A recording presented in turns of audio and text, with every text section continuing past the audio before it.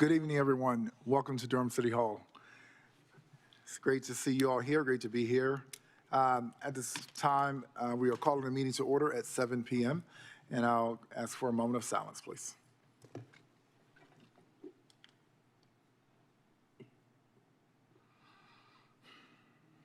Thank you. I'll ask Councilmember Freeman to please lead us in the Pledge of Allegiance. Definitely. Thank you. It's our practice to stand, to salute the flag, and say the pledge together. If you'd like to join us. Thank you.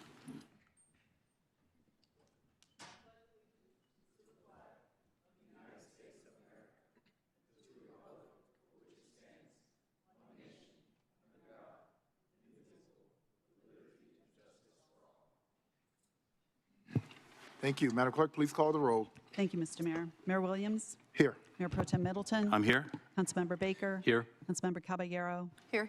Councilmember Cook? Here. Councilmember Freeman? Present. Councilmember Rist? Here. Thank you. Thank you. So tonight's meeting is going to look a little different. It's going to start a little different. I'm going to take us out of order of my normal announcements, and I'm going to go first tonight. I understand that we have some visitors in North Carolina, and I'm going to be releasing a statement in conjunction with our school board chair and county commissioner chair, and I would like to just kind of read that at this time. This is a joint statement regarding the presence of Border Patrol. We're deeply troubled by recent news accounts of an increased presence of immigration officers in and around North Carolina, and want to assert a courageous stance on behalf of our immigrant communities that are essential to the fabric of our state and city. We denounce any effort that promotes exclusion, incites fear, undermines human rights, and compromises safety. Durham does not operate from fear. We lead with compassion, justice, and determination. Our schools, neighborhoods, and places of employment are stronger because of the diversity of the cultures, languages, and experiences that define Durham. We are grieved when the contributions of our immigrant communities are overlooked and they are mistreated as fellow human beings. Our strength lies in our people. We affirm our collective promise that Durham will remain a welcoming community. We stand together in our commitment to protect, uplift, and care for every resident who calls Durham home, and reject any policy that threatens that trust and unity that we have built in our community. With that being said, I did not request an excused absence, so I'm here tonight, but I will be leaving to get on a plane and head to Washington, and we'll be tomorrow morning on Morning Joe to talk about what's happening in Durham, all the great things that are happening here, and how we are leading across this country as mayors in delivering when support that we normally have just is fragmented right now. So if you do tune in to Morning Joe, please tune in tomorrow. I'll be in studio on set promoting the work that this council has done together. And also, shout out to all the things that happened this weekend, from the Iron Pour to, we took time to honor the lives lost with the Day of Remembrance at Central Park. There were 1,732 souls lost due to traffic deaths. And speed plays a pivotal factor in that. And I will be releasing for the first time a video of myself getting hit by a car.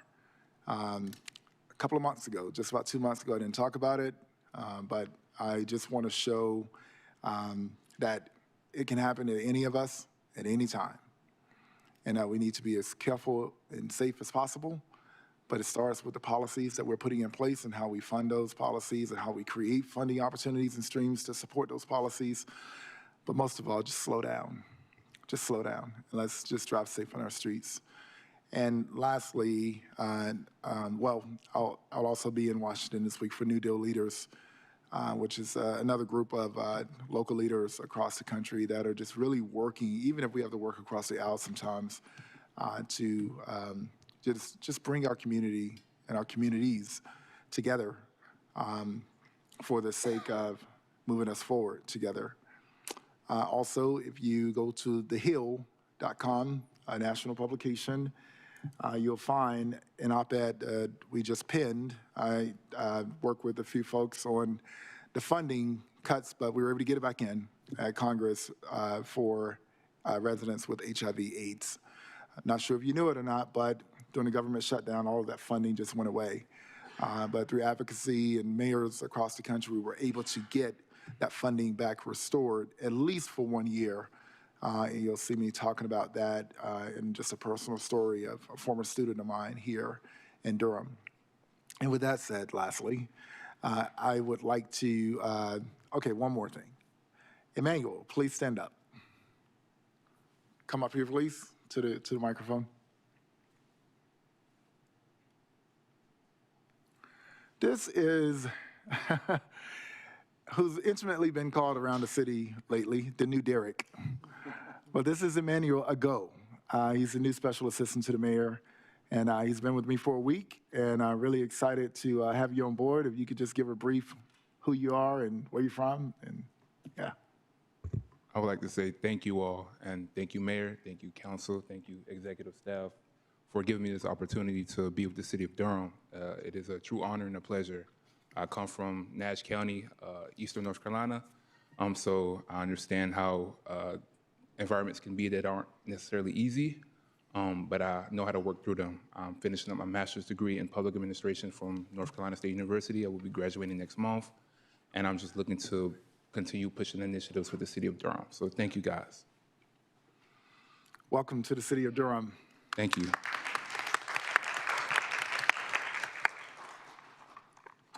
All right, and officially, lastly, we have Troop 411 in the house. Stand up, Troop. All right. If you all will, come down here, please.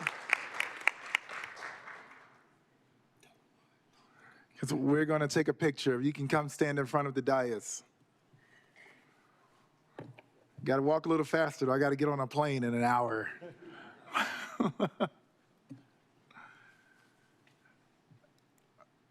All right, just take a look at Emmanuel. He's going to come down in the middle, and it's great to be with you. I'm in the middle here, so you center off. You know. Council, we can stand and take a picture with the troop. You don't mind? Dias members. Could you come up here?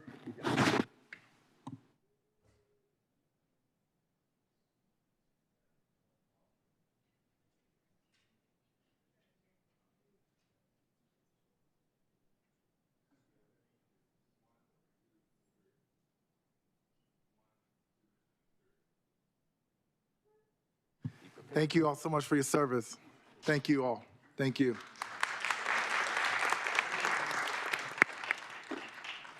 Colleagues, I wish you all a great meeting tonight. I'll be tuning in, and it shouldn't, I'm going to jip you all. I'm going to jinx you. It shouldn't be a long meeting tonight. Should we move for an excuse? Thank you, Your Honor. Safe travels to you. Tell them not to go too heavy on the foundation tomorrow morning on air. All right, colleagues, we're going to continue with our announcements here on the dais. I'm going to yield. Sorry. I actually, on the record, do need an excused absence. You all grace me with that? Yes, a motion for an excused absence Second. for this evening. Clerk, would you please open the vote?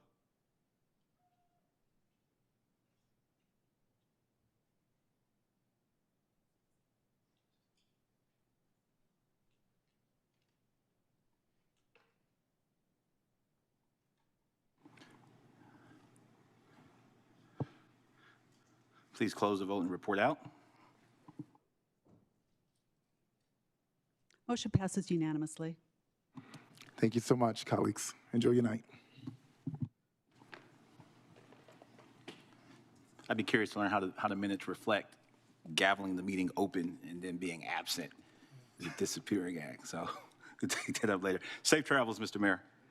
All right, friends, colleagues, well, I'm going to yield now to my honorable colleagues for any announcements they may have. Councilmember Cook, good evening. Good evening, thank you. I will be so brief tonight.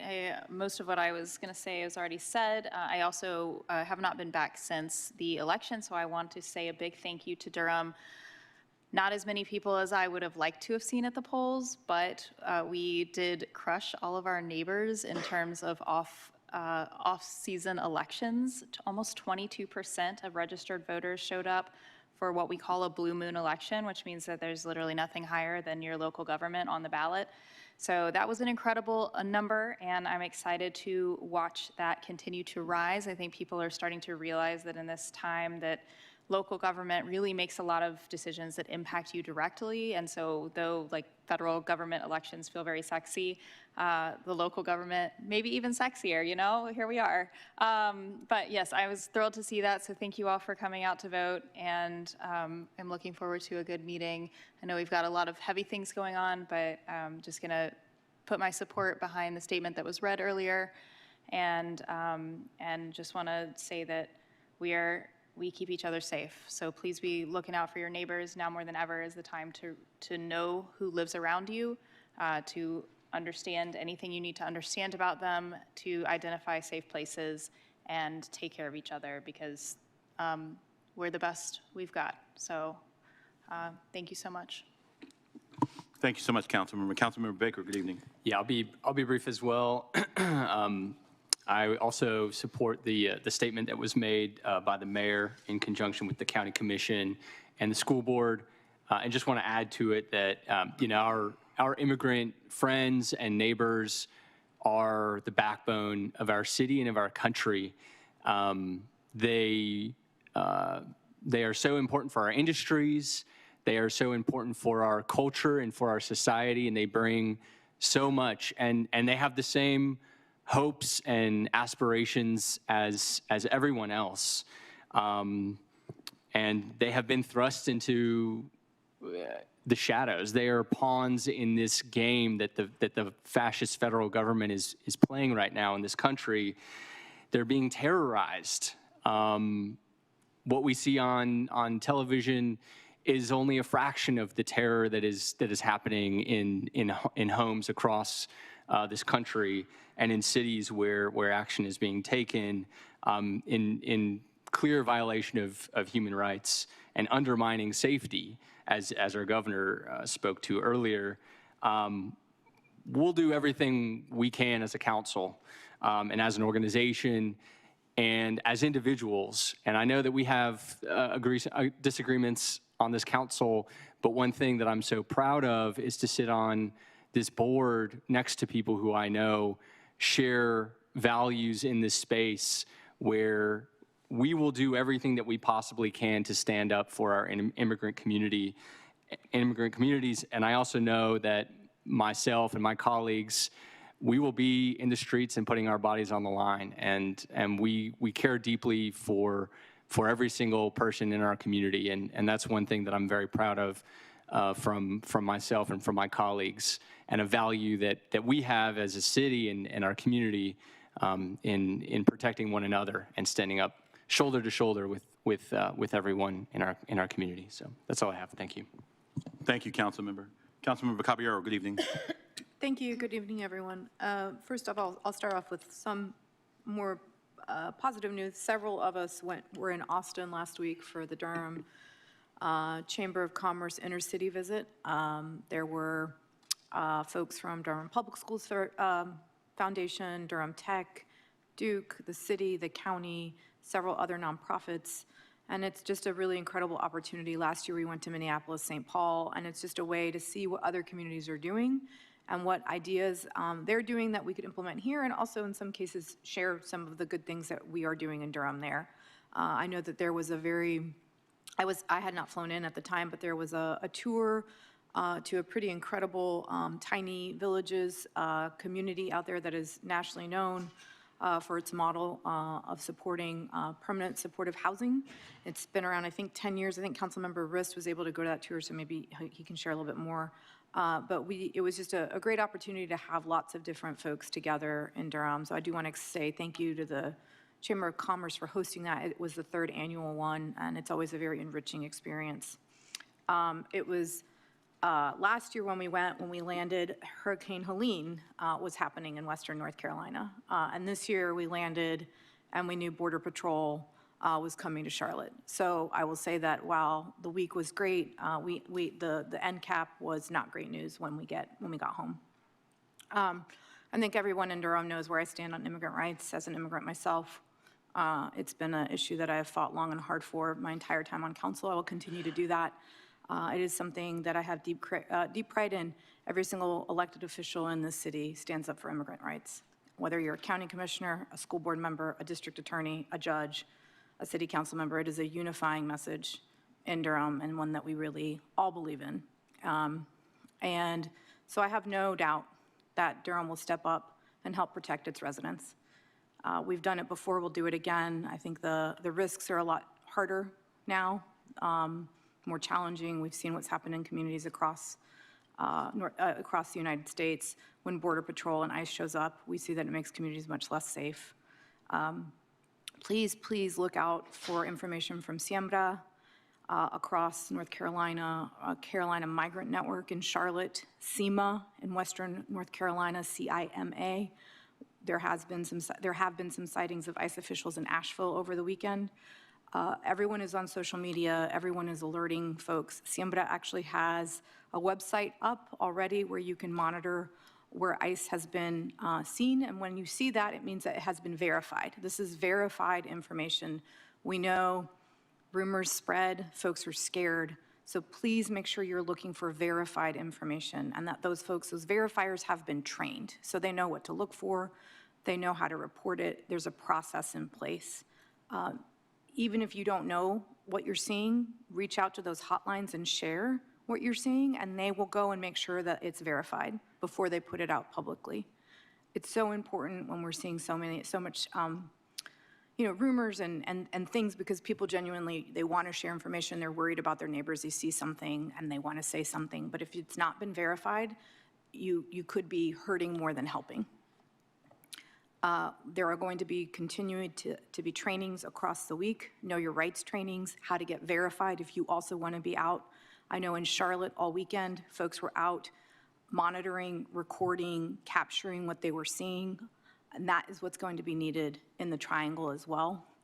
So if you have some time, if you have the ability, if you are comfortable in your own immigration status, please, I urge you as a Durham resident to sign up and support your neighbors in something that's going to be, in many ways, I think probably the most challenging thing that we've probably experienced, even more than potentially the pandemic, which I know was very scary for many of us. That is all, I have. I'll be thinking about every single one of you. I don't usually talk about my relationship with faith, but I will be thinking and praying for every single Durham resident and knowing that we are going to stand up and fight for one another. Thank you, Councilmember. Councilmember Freeman, good evening. Thank you, and I want to appreciate Councilmember Caballero's comments and wholeheartedly echo that same sentiment and saying that I really appreciate the way in which our community does show up for one another and mutual aid to support all of the immigrants in our community.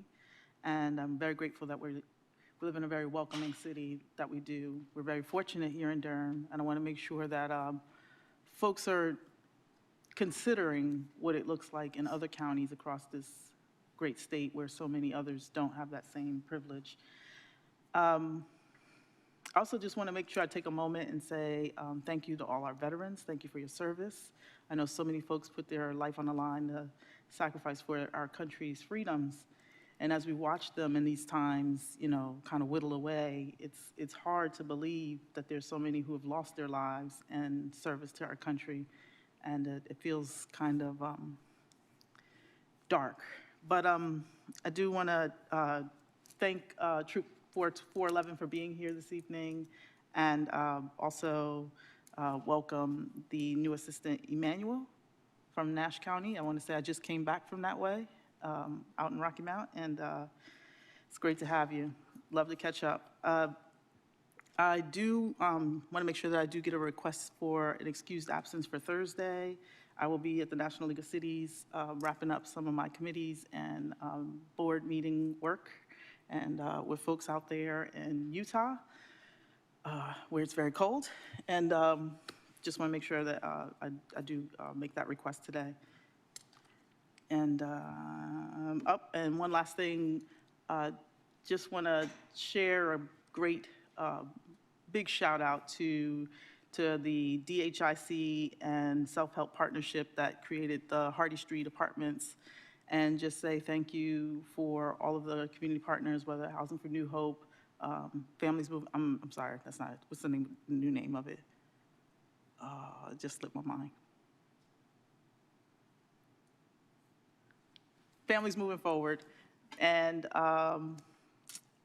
yeah, in a nutshell. But I really appreciate the opportunity to get out on this Saturday to really welcome residents to the new apartments there. It's over 100 units, all affordable, 60% and 30% AMI, and just realizing that that's like $60,000 and $30,000 annually for a family of 4. It's really hard knowing that 1, 2, and 3 bedrooms are very far and few between, and we need a lot more of those for folks who are making under $30,000 a year. I am just making sure I check all the boxes. Also, just acknowledging I did not win the election this past election day, but I do want to say a great congratulations to those who did, and I want to say that I'm not going anywhere publicly, and I will remain here. I'll take a little break, but and enjoy some time with family and friends, but I will be on the streets. I'll probably be in this chamber and other places, just trying to make sure that the work continues. And knowing that there are so many people in the community who know what it is and how it works.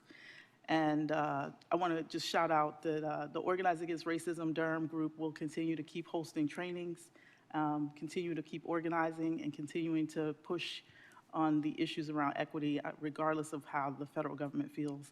It's important that we understand how racism operates and how it impacts people, realizing that when you move from, I think the term in organizational psychology is from pet to threat, you know what it means, and you've got to be present and vigilant about making sure that your people are covered. And so I'll continue to do what I do. Thank you. That's all. Thank you so much, Councilmember. Councilmember Ritz, good evening.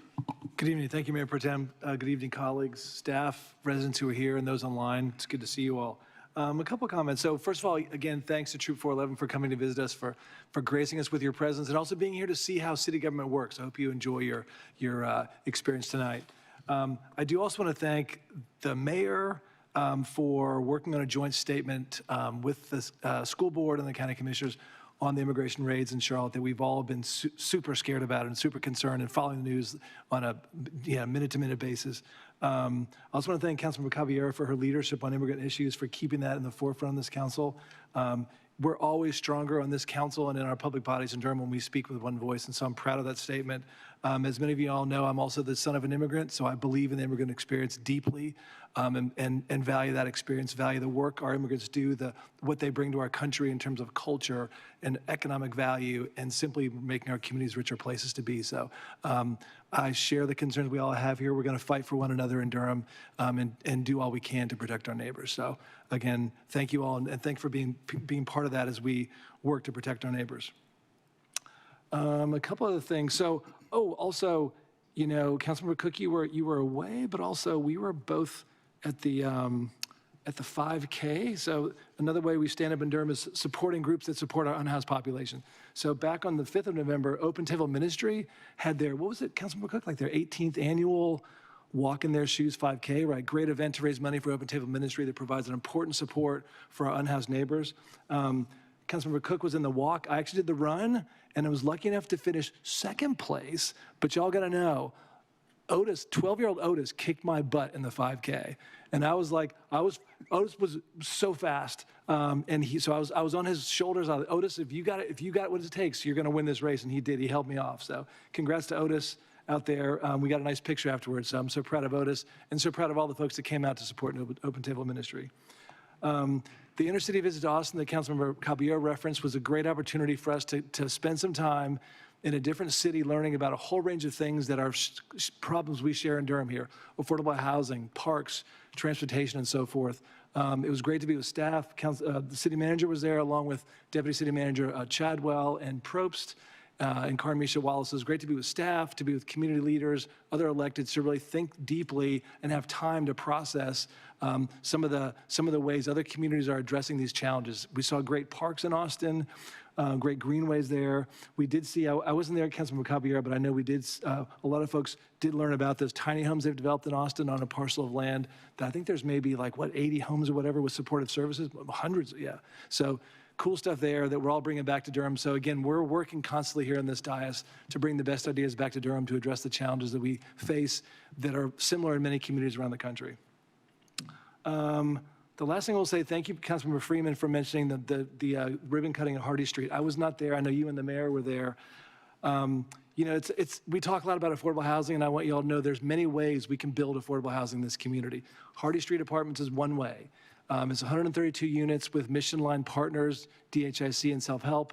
It also includes a $6.85 million loan from the city, a zero-interest loan to make that project work. So that's 132 units of affordable housing between, I think, 30 and 80%. And that's, again, one way we're delivering affordable housing.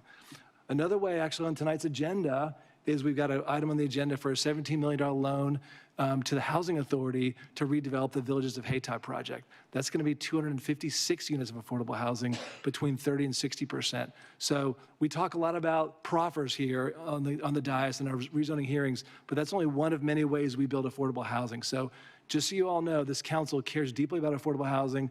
We're working with the many tools we have. We're delivering that housing as we saw on Hardy Street. We're continuing to build more, and we're not gonna stray from the challenge. So thanks for your support. We're gonna keep working on that. We know it's one of the main challenges we face here in Durham. So thank you all for being here. Thank you, Mayor Pro Tem.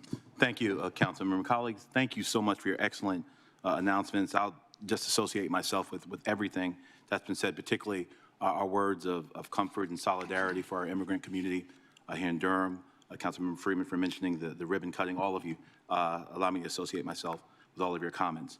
I would be remiss and in great trouble if I left this chamber tonight without shouting out the Golden Bulls of the Johnson C. Smith University, CIAA champions in football. Let's give it out. We got a lot of Johnson C. Smith alum in Durham. Y'all can do better than that so they can stop texting me threats for not shouting out the Golden Bulls of Johnson C. Smith. Congratulations to all of the alum who live in Durham. Congratulations on a great season. Troop 411, let me add my word of welcome. Troop 411, stand up again, if you would. I want y'all to look at them. Look how sharp they look. Give it up for them again. Y'all keep standing. I want you to notice they got full uniforms. I was in Troop 198 in Brooklyn, and sometimes we had the shirt and jeans, and sometimes we have the kerchief and not the hat and stuff, but you know, we made it work. But y'all look sharp. You got the full uniforms, fully dressed, fully buttoned down. You are indeed prepared. So we want to welcome you again to the chamber, and you guys look great. Thank you. Be prepared. Good to see y'all. I also want to take this time tonight to commend to my colleagues. I, along with Councilmember Freeman, will be in Utah this week, going to pick up an award on Durham's behalf on Wednesday night, a Digital Cities Award. Durham is being recognized once again nationally for our exploits in terms of technology and our digital footprint. So I look forward to picking up that award.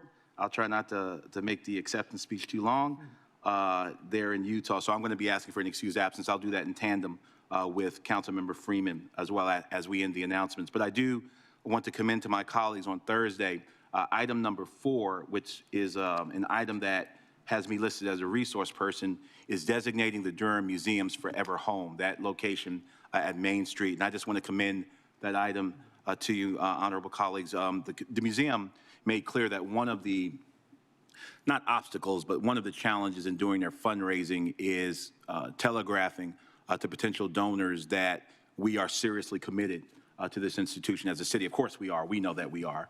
But one of the ways to concretize that commitment is to designate that they have a home permanently as part of our landscape here. So I'm asking my colleagues, well, I will not be there Thursday, I'd like to just commend that item to you, item number 4 for the designation of the Durham History Museum, please.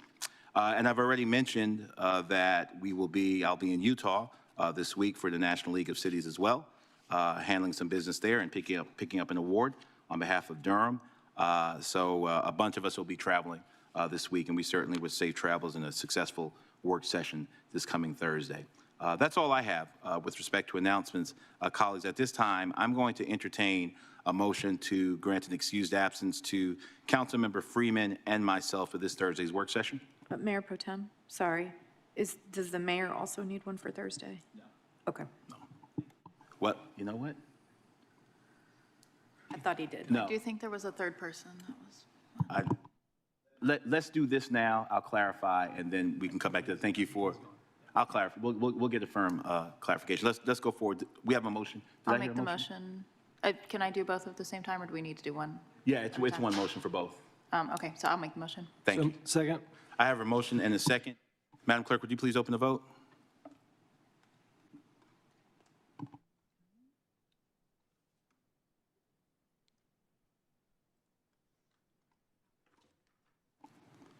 Thank you. Please close the vote and report out. Motion passes 6-0. Thank you so much, colleagues, and I'll confirm with the mayor before the meeting ends. Colleagues, at that, now we'll move to the meat of our agenda. At this time, I'm going to yield to our executive staff for their priority items. At this time, I'll yield to our city manager for any priority items he may have. Good evening, Mr. Manager. Thank you, Mayor Pro Tem, members of council. The city manager's office has no priority items this evening, but just a reminder that for agenda items number 10 and 13, you received presentations at the November 6th work session. Thank you. Thank you, Mr. Manager. At this time, I'll yield to our city attorney for any priority items she may have. Good evening, Councilor. Good evening, Mayor Pro Tem. Good evening, members of the council. The city attorney's office has no priority items this evening. Thank you, Madam Attorney. And at this time, I'll yield to our distinguished clerk for any announcements she may have, priority items she may have. Madam Clerk? Thank you, Mr. Mayor Pro Tem. The city clerk's office has no priority items tonight. All right, thank you. All right, at this time now, we'll move to our consent agenda. Friends and neighbors, the consent agenda consists of items that the council has already had an opportunity to treat, to do a deep dive on, and ask our questions. All of these items will be and can be passed with one vote. However, any member of the public or any member of the council can pull an item from the agenda, and we'll deal with it after passing the remaining items on the consent agenda. Again, these items, if you want them to pass, they will pass already with one vote. However, they can be pulled by a member of the public or a member of the council for further consideration. And I'll start the reading of the consent agenda now. Item number 1, Affordable Housing Implementation Committee appointment. Item number 2, computer just did something funky. All right.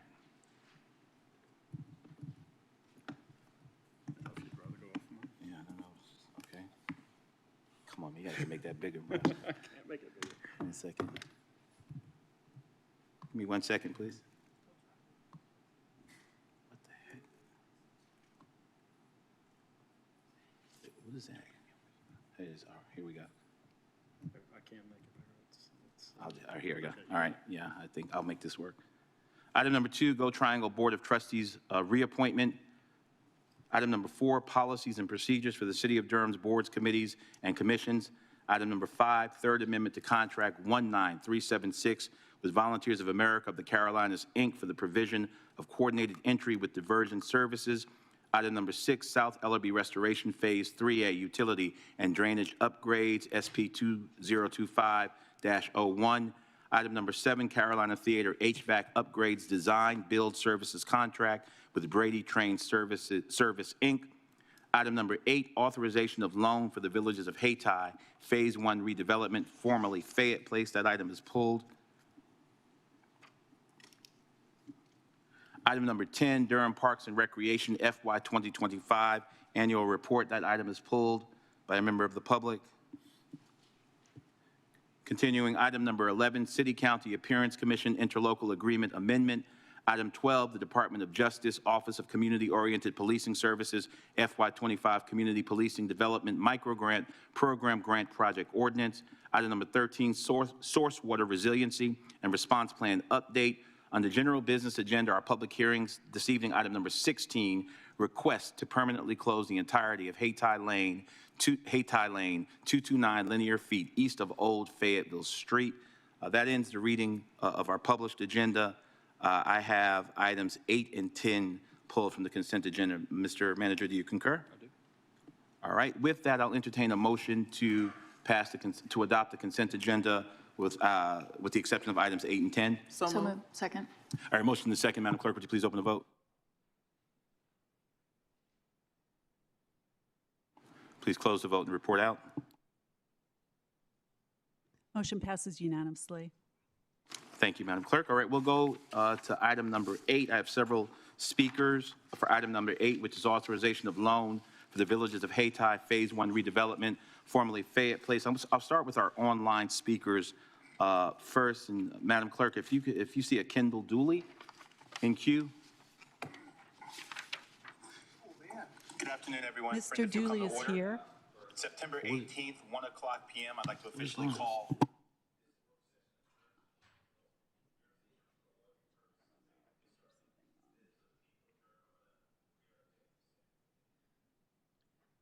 Mr. Mayor Pro Tem, Mr. Dooley is in the audience this evening. I can't hear you, Madam Clerk. Mr. Dooley's in the okay. audience this evening.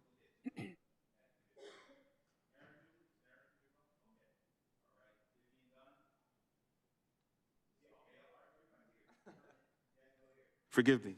All right, then we'll come in chamber then, in-house, and we will start with Kendall Dooley and Aaron, and then Vivian, if you all will just line up along the railing here, and we'll take you in turn. Thank you all so much for being with us tonight. You'll have 3 minutes. And if you'll just state your name for the record, no need to state your address. Good morning, Kendall Dooley.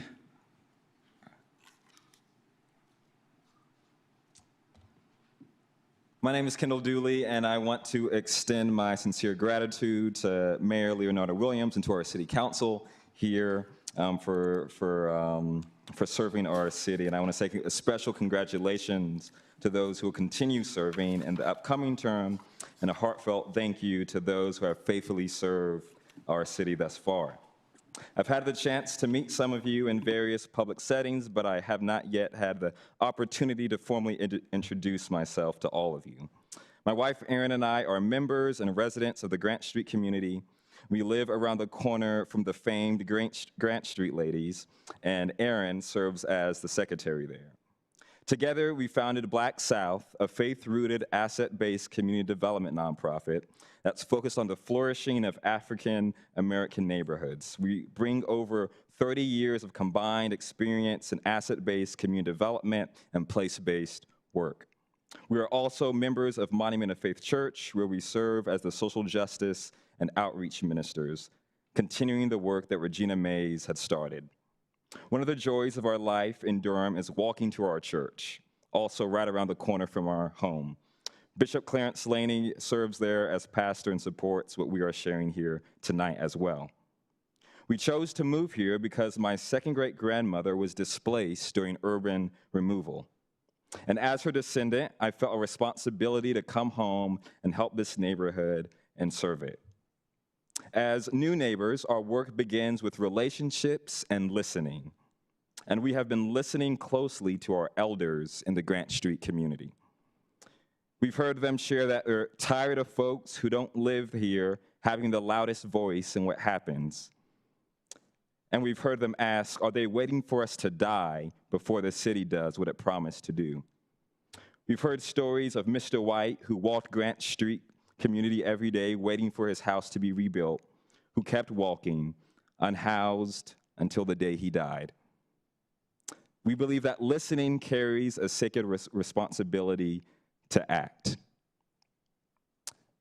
And my wife, Erin, will complete my statement, but I just want to iterate that we are in support of this item.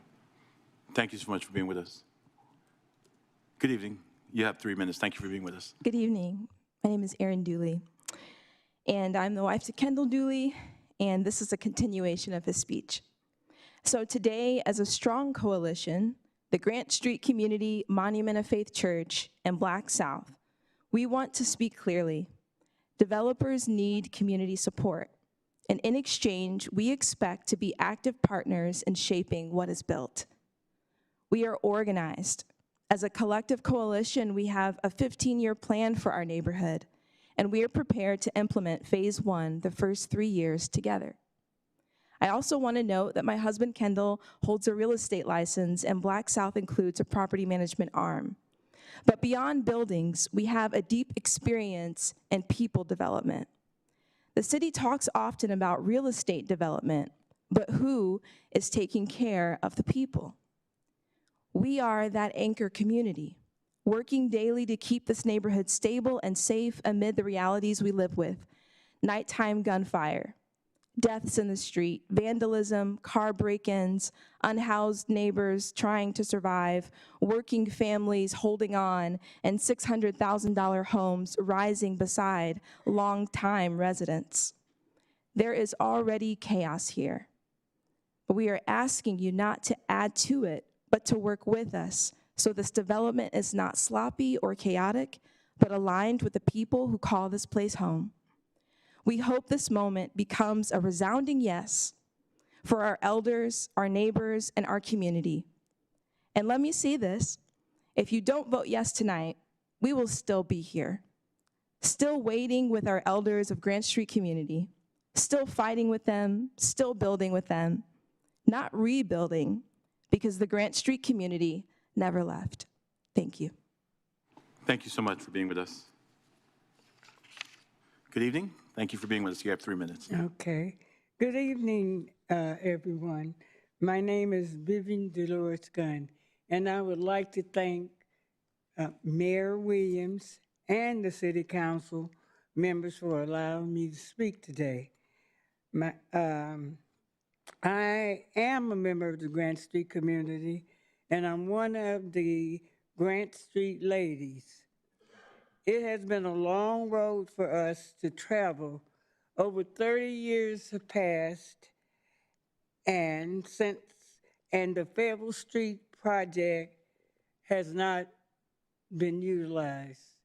We are now happy that things are taking heed and things are beginning to develop.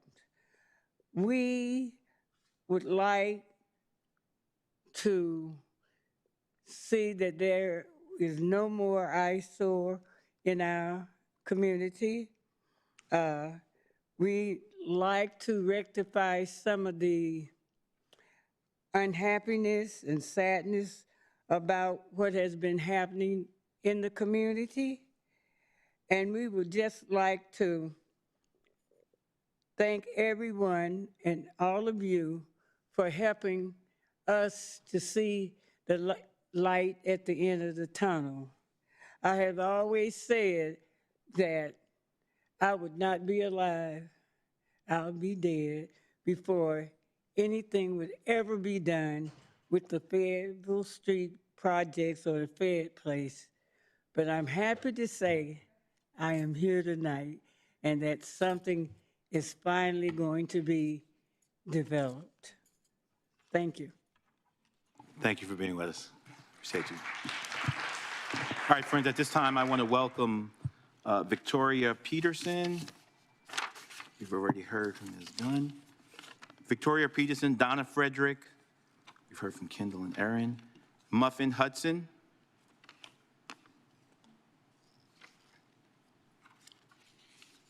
Good evening. Good to see you. You'll have 3 minutes.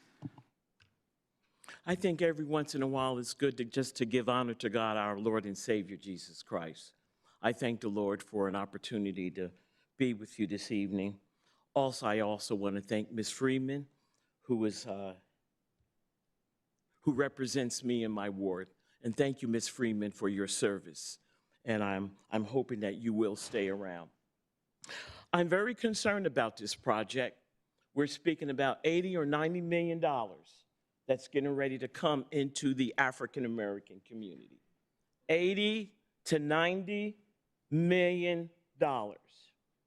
We really need to know who are the players. And where's Mr. Walker at? Is he here, Mr. Middleton? I have some questions for them for this project. Mr. Walker, if you don't mind coming to the front, I have a question. Ms. Peterson, if Who you'll is the if you'll suspend for a minute, this is not Q&A. The time is yours. After you finish your 3 minutes, if staff he wants to be give able to answer my After you questions? finish your the time is yours. It's Okay. not Q&A. Just continue with your time. Well, I have several concerns. The first is, who is the general contractor for this project? Who are the persons who are being bonded to make sure that these dollars are going to be spent the way that they said that they're going to be spent? Who are the African-American subcontractors? We're speaking about $80 to $90 million, which is awesome. It's good, but we need to make sure that the African-American community, our African-American men and women, will be employed on this site and on this job. Also, how many women will be employed on this project? And the main thing is, when will you be having some more meetings? Actually, the city council needs to have a public meeting right here so that some of this information, Mr. Middleton, will be given to the public. My two questions is this. This project has 3 phases, my understanding. The first phase is going to build 251 apartments. There's going to be a second phase and a third phase. Can somebody please tell us how many buildings or homes or multiple homes will be built on this second phase? And how many will be built on the third phase for the seniors? Because my understanding, there's supposed to be an area that's going to be houses for the senior citizens or either apartments. I support this project, but it's got to be done right. I'm not going to support it unless persons who are involved in this project can tell us who are going to be the African Americans, subcontractors and workers, and women, I want to mention that, as well as women Thank you for so this much. project. Thank you so And much. thank you, sir. I appreciate it. Good to see you. Thank you. Donna Frederick. And thank you, Ms. Freeman, again. Thank you for your service. Thank you, And ma'am. you too, Mr. Middleton. I appreciate that. Thank you. Thank you. God bless you. Donna Frederick, thank you. Good to see you. You have 3 minutes. Your queries are on the record, and staff will respond to you in due time. We're in regular order tonight, so we're going to get it this week. Go ahead. Good evening, council and absent mayor right now. I'm here, I'm from Bragtown, most of you know, but we support this project as our sister, the Grant Street ladies. And the reason I'm here, that Miss Brenda, who spearheaded this, is sick tonight. And so when one of our sisters are down, we step in. We support each other. So I just wanted to say thank you for this project. Not often do we come together and say this is a great move, again, with the caveats of that was mentioned previously. But one of the things, get to know your neighbors. You know, this is a project that hopefully will bring neighbors together. It shouldn't, separate us. So again, I'm here for Ms. Brenda, and she sends her support and her love and thank you. Thank you so much. Good to see you. Muffin Hudson, good evening. Good to see you. Thank you for being with us. You'll have 3 minutes. Good evening. It won't take me this long, 3 minutes, I don't think. What I want to say is thank you, Deidreana Freeman. Thank you for serving Durham for the past 8 years, being dedicated to Ward 1. Our paths haven't always meshed. We've bumped heads a lot of times, but we always found common ground, and that common ground was loving, protecting, and working for the people that live in Ward 1 and around the city of Durham. So again, I want to say thank you. I honor the work you've done and the way you stayed committed to the community, even when the community didn't stay committed to you.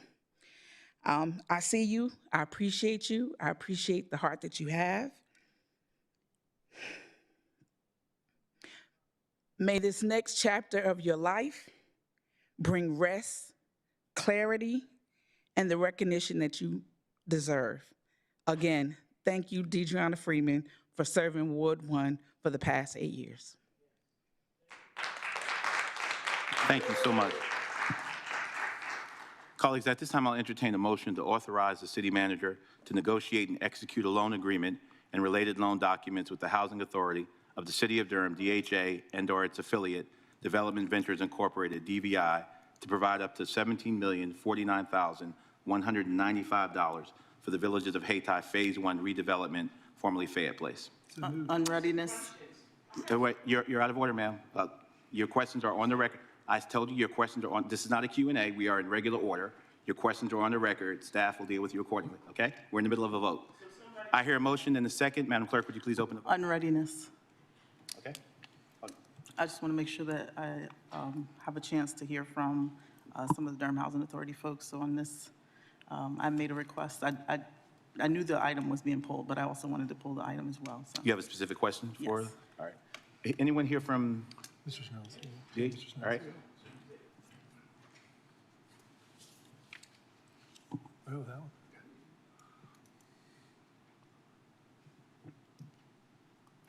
Good evening, Mayor Pro Tem and City Council members. My name is Anthony Snell. I'm the interim CEO for Durham Housing Authority. You have the Councilmember Freeman. Thank you. I just wanted to touch base and kind of circle around some of the things that were floating around Phase 1, Phase 2, and Phase 3, and then also touching base on how I think Forest Hills is either connected or not connected to this project, and how that's all going to work out with the environmental hazard that's been identified.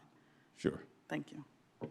So the matters, the question was raised earlier about the number of units in Phase 1, 2, and 3. The first phase is 252 units. The second phase that we had anticipated that we were going to move forward with, we were going to be applying for another 9% low-income housing tax credit. That's about 70 units, and it's all senior. The third phase is to be determined, but it will be roughly 100+ units on that. And in addition to that, we have also 2 phases for home ownership. And between those 2 phases, we're talking about approximately 40 townhomes. That is yet to be determined by the final plans for the site. But overall, we're still sticking to our original commitment to the community as far as the number of units that we estimate that we will be able to develop for the site. Your question with respect to Forest Hill Heights. The Forest Hill Heights is our next major development to follow this project. We had anticipated that we would be here asking for approval of both of those projects at this particular moment.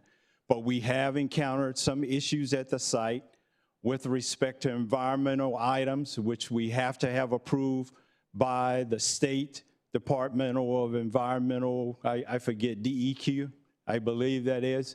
And that's going to set us back somewhere 6 to 8 months to get that approval from the state. But it's basically pertaining to radon that's present on the site. The state has to approve the system, the active systems that will be put in place for each of the buildings that will go on the site, and it takes time for that to be approved. Thank you. I appreciate that. Thank you. Councilmember, is that all you had? Oh, okay. Thank you.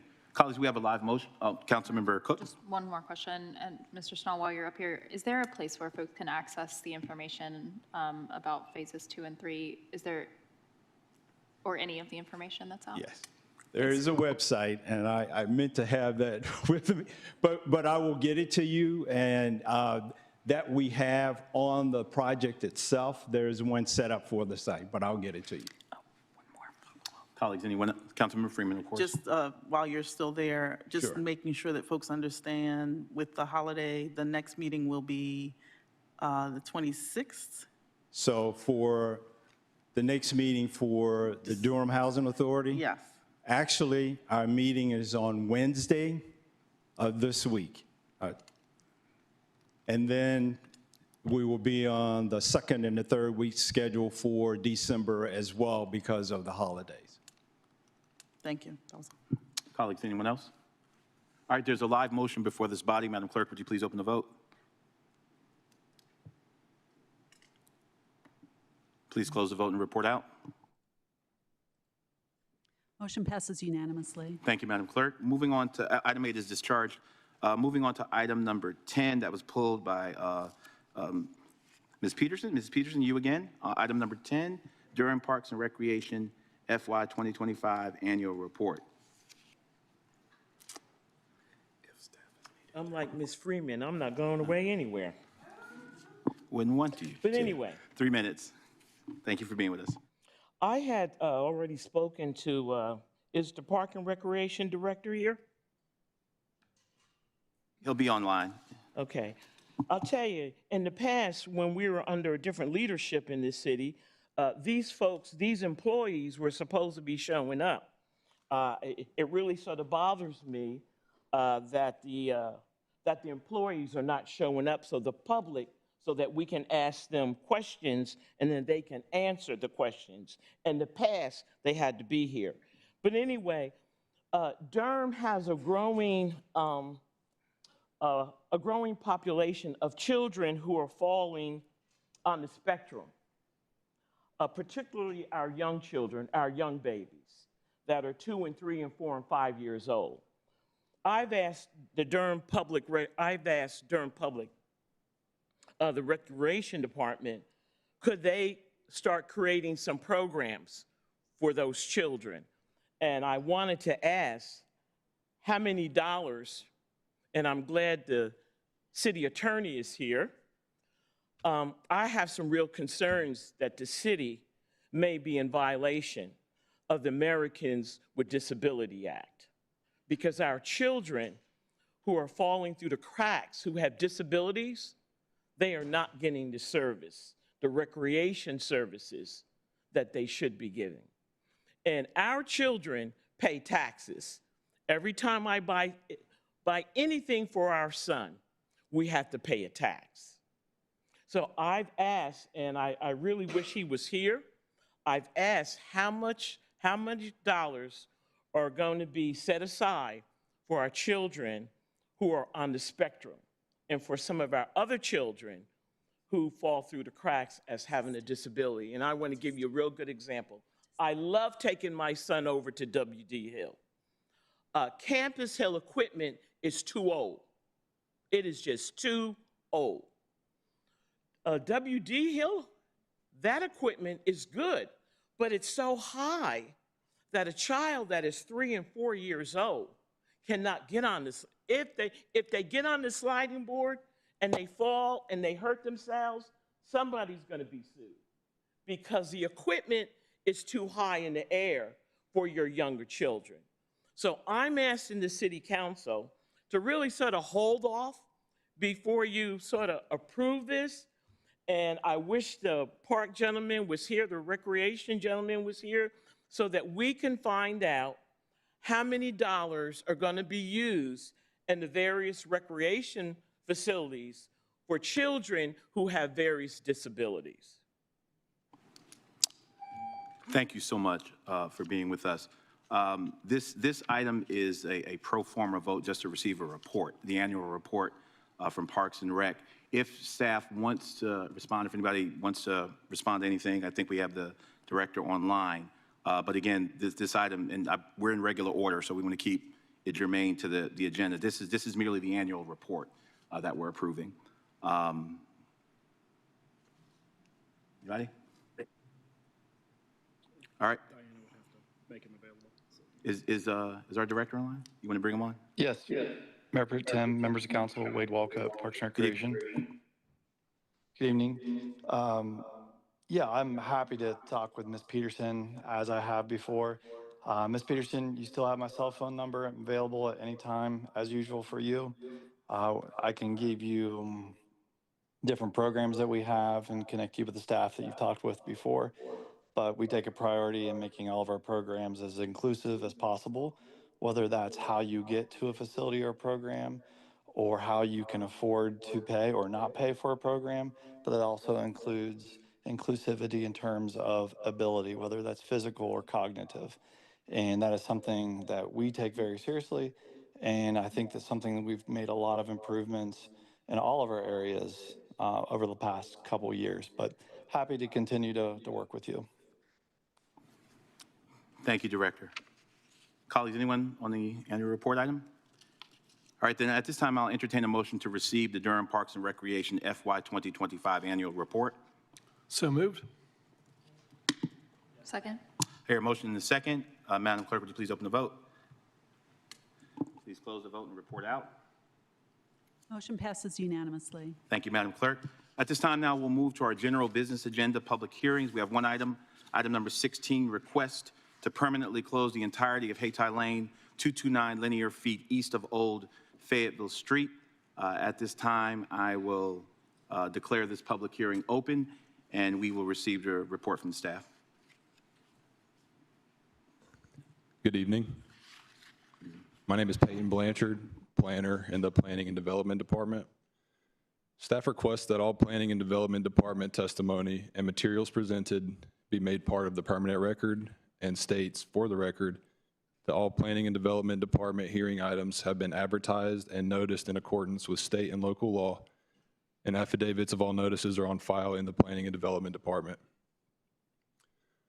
The street closing request, SC 250003, is for the permanent closure of the entirety of Hayti Lane east of Old Fayetteville Street to allow recombination with the adjacent HOA-owned common area, addressed as 20 Hayti Lane and identified with REID 119218. The recombination is shown on the associated street closing and recombination plat. Hayti Lane is currently open, improved, and maintained by the city. It provides access to 19 townhouses, but no connectivity between public streets. The new parcel is intended to be reserved for future development, but plans have not yet been submitted. Access to the adjacent townhomes will continue to be provided by a common access area driveway. All parcels adjacent to the Hayti Lane cul-de-sac are also owned by the applicant. If the proposed street closure is approved by council pursuant to North Carolina General Statutes Section 160D-501 and 160D-605, the parcel identified with REID 119218 as recombined with the former dedicated right-of-way should be designated transit opportunity area on the place type map of the comprehensive plan. North Carolina General Statute Section 160A-299 requires that the governing body make two findings prior to closing any street or alley. These are, 1, closing the street or alley is not contrary to the public interest, and 2, no individual owning the property in the vicinity of the street or alley or in the subdivision in which it is located would be deprived of reasonable means of ingress or egress to that property.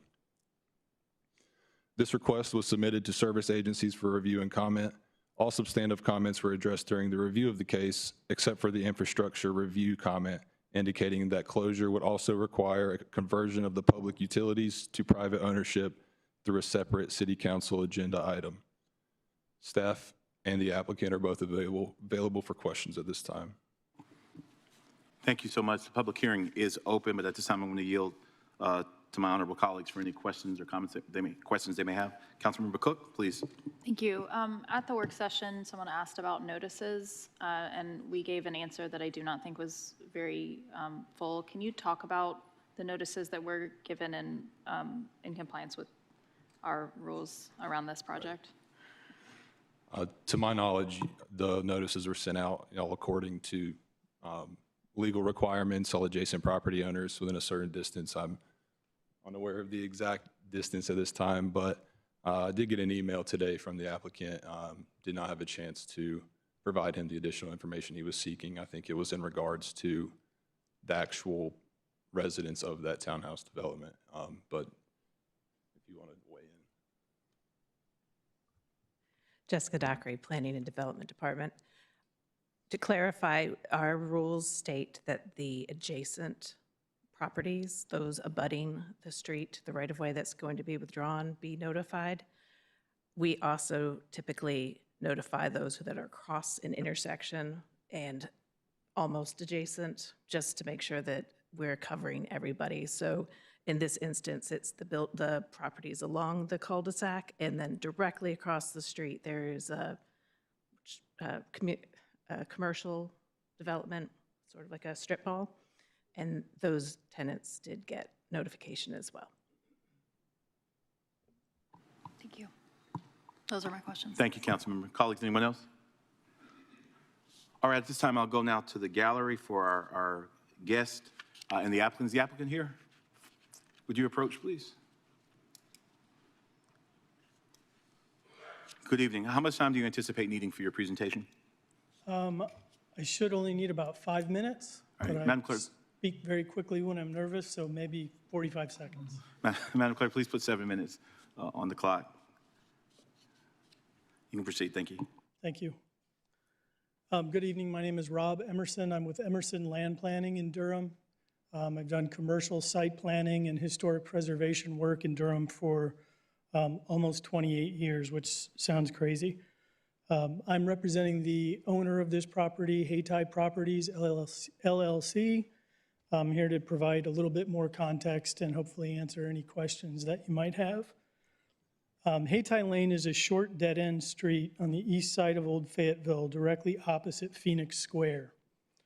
The street serves only the Hayti townhome community, which is 19 rental units in 7 buildings. All are owned by the applicant. The only property that touches Hayti Lane is the commons area for the townhomes, which is also owned by the applicant. No other tax parcels touch the street or get access from it. Its privatization has no impact whatsoever on neighborhood connectivity now or in the future. The street closure is not part of a rezoning or a development plan or an effort to demolish the townhome community. On the contrary, when the applicant acquired the townhomes in 2022, they were in rough shape. One had been condemned even. The owner has systematically replaced the roofs, the siding, the decks, upgraded building systems. All but 2 of these units are fully occupied. One is being renovated and the other one is available for rent. For me, understanding a site involves studying the zoning, the topography, the infrastructure, but also the history of a place. And while the name Hayti carries tremendous historical and cultural significance, neither Hayti Lane nor this townhome community are historic. Both were built in about 1987 as part of Foxgate, a small suburban-style subdivision that included 5 single-family homes on Withers Court. This property was once near the southern end of the Hayti Commercial District, along the original route of Fayetteville Street. In the 40s, it was the location of a taxi stand and several small mercantile buildings with upstairs apartments. In 1953, much of this block was destroyed by fire, and the businesses were replaced with Gulf and Shell service stations. In the late 60s, Fayetteville Street was rerouted for construction of the Durham Freeway, and this cutoff block was isolated. The service stations were demolished, and the area remained largely vacant until a surge of 1980s investment that created the Hayti Heritage Center, Phoenix Square, and the 2 cul-de-sacs of the Foxgate subdivision. The UDO now discourages this type of car-oriented, low-intensity development in the compact neighborhood tier, calling instead for pedestrian and transit-oriented places that enhance the street-level experience. The townhome community is considered a nonconformity, and efforts to improve it are at odds with the UDO and complicated by the presence of a public right-of-way in the middle of the small site. I was hired to assess this property, to study ways to improve its appearance and functionality, and to investigate the possibility of adding more units. The non-conforming site was nearly impossible to reconcile with the existing zoning, and the wide right-of-way cutting it in half was an obvious hindrance. We quickly concluded that privatizing the street would allow greater flexibility to reconfigure driveways, sidewalks, parking, improve lighting, landscaping, control access and security, and possibly even to add more units. Longer term, we felt that street closure was a step in the right direction towards more appropriate infill in an urban form consistent with the existing zoning and the comp plan, and with no downside. Street closure simply returns control of a public right-of-way to the property from which it was taken. Hayti Lane was dedicated as a public street in 1986, and since then the city has borne the cost of maintaining a street and utilities that serve only these 7 privately owned buildings. Shifting that burden to the property owner at his own request is absolutely in the public interest has no detrimental impact whatsoever on any other properties, and is fully consistent with the existing zoning and the comprehensive plan. We respectfully request your approval. Thank you. Thank you so much. All right, at this time, we will entertain our speakers. I have Muffin Hudson listed as a resource person. Is that right? And Ty Parker, Anita Scott Neville, and Angel Dozier. If you would all just kind of line up along here, and we'll take you in turn. Thank you all so much for being with us tonight. And if you would just state your name, no need to state your address. And you'll have 3 minutes. Thank you for being with us. Good evening. My name is Ty Parker, and I have the privilege of serving as property manager for the Hayti Townhome Community on behalf of Hayti Properties, LLC. When my client took ownership, the Hayti Townhomes were in real need of care, not just physically, but in spirit. There were deferred repairs, safety concerns, and a lack of consistent management presence. From day one, the owner made it clear that this property would not simply be another investment. It would be a community worth restoring. Over the past few years, that commitment has come to life. We've seen visible improvements from new roofing, siding, and lighting to well-maintained landscaping and cleaner common areas that residents can take pride in. Greater safety and accountability that includes stronger communication with local law enforcement to reduce incidents and ensure peace of mind. Better communication, responsiveness, as management built genuine relationships with residents, addressed maintenance concerns promptly, and fostered a sense of respect and belonging. Sustained affordability, because revitalization should not come at the cost of displacement. But our work isn't finished. My client is now pursuing a thoughtful and responsible next step, converting the main community street from a public road to a private road. This change will allow ownership to take full responsibility for maintenance, appearance, and safety of the roadway. It will ensure that residents can enjoy a safer, more controlled environment with better upkeep and management oversight. Importantly, it also relieves the city of Durham of ongoing maintenance obligations while guaranteeing that the community's private management team continues to uphold high standards of care. At its heart, this effort reflects the same values that have guided every improvement made since 2022: responsibility, accountability, and pride of ownership.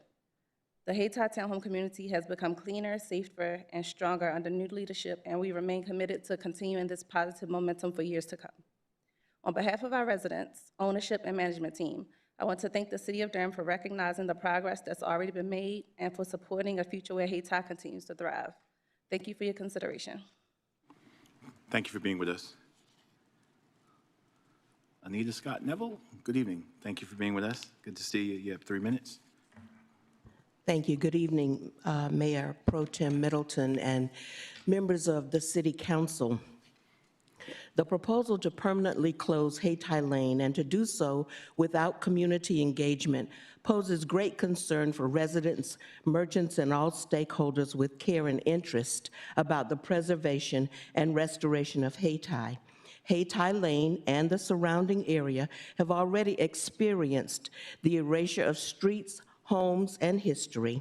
The notion of having more of this sacred space be eliminated from the remaining landscape of Hayti and without community awareness of impact is an action akin to the land grab and acquisitions by alien developers and beneficiaries of non-local buyers. 2 acres of this 2.3 acre area include Hayti Lane and belongs to the developer. 1/3 acre belongs to the city of Durham. The developer is asking the city to grant ownership of the 1/3 acre of land that the city currently owns at no cost to the developer, Hayti Properties, LLC. According to the law, the person who requests the land grant only has to get permission from their immediate neighbors. Given that the out-of-state developer owns all of the land directly adjacent to Hayti Lane and the duplexes on this property, they become their own neighbor and only need to get permission from themselves. And there is no expectation that the developer owner will oppose themselves. Further, this proposal lacks any indication of public benefit. It does, however, ensure private benefit that the out-of-state developer will immediately realize, and if City Council approves this request, it will simultaneously further disenfranchise the historic Hayti community and place peril to the future of the historic Hayti community and its longtime residents. The reality is that the publicly owned Hayti Lane is like a puzzle piece that the out-of-state landowner needs to gain unfettered ownership of the full 2.3 acres. Right now, there are limits to what can be done on the publicly owned street. If the city gives the out-of-state owner Hayti Lane by closing it, then it will minimally equate to a $2 million gift today that will instantly increase the value of the 2.3 acres from $12 million to $14 million, and it will be worth a lot more in the future as their sole ownership also grants unlimited potential for future economic gain for the out-of-state developer owner. Essentially, Hayti Properties is asking the city of Durham for a gift of this property. City Ms. Neville, thank Council, you so we much. ask that you deny this request. Thank you so much. Thank you. Thank you. Angel Dozier, and as Ms. Dozier comes forward, I'm going to ask Chris Perlstein and Chris Mulvey, Jr., if you'll prepare yourselves. Good evening. Thank you for being with us. You have 3 minutes. Good evening. My name is Angel Isette Dozier. I live in the Hayti community on the historic Pine Street. And this is for the record. Several organizations and surrounding residents did not get notice of this development. There is a sign out there on the street behind Hayti Heritage Center, a nationally registered historic place. So the entire area of Hayti, y'all, is historic, by the way, Mr. Emerson. A street named after Hayti, this historic area, should not be permanently closed. There are 7 units on Hayti Lane, and from what I walked over there and counted, so I didn't realize it was 19, it looked like 21 units to me because they're triplexes. I could be wrong. In the true definition of affordable housing, these units already exist. So I'm curious about how serious the city is about affordable housing.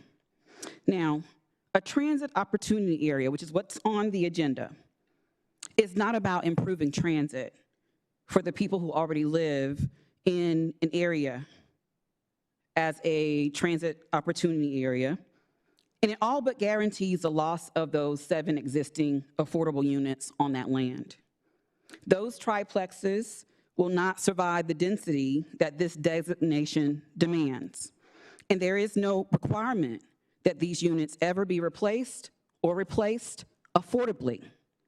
So let's keep it real.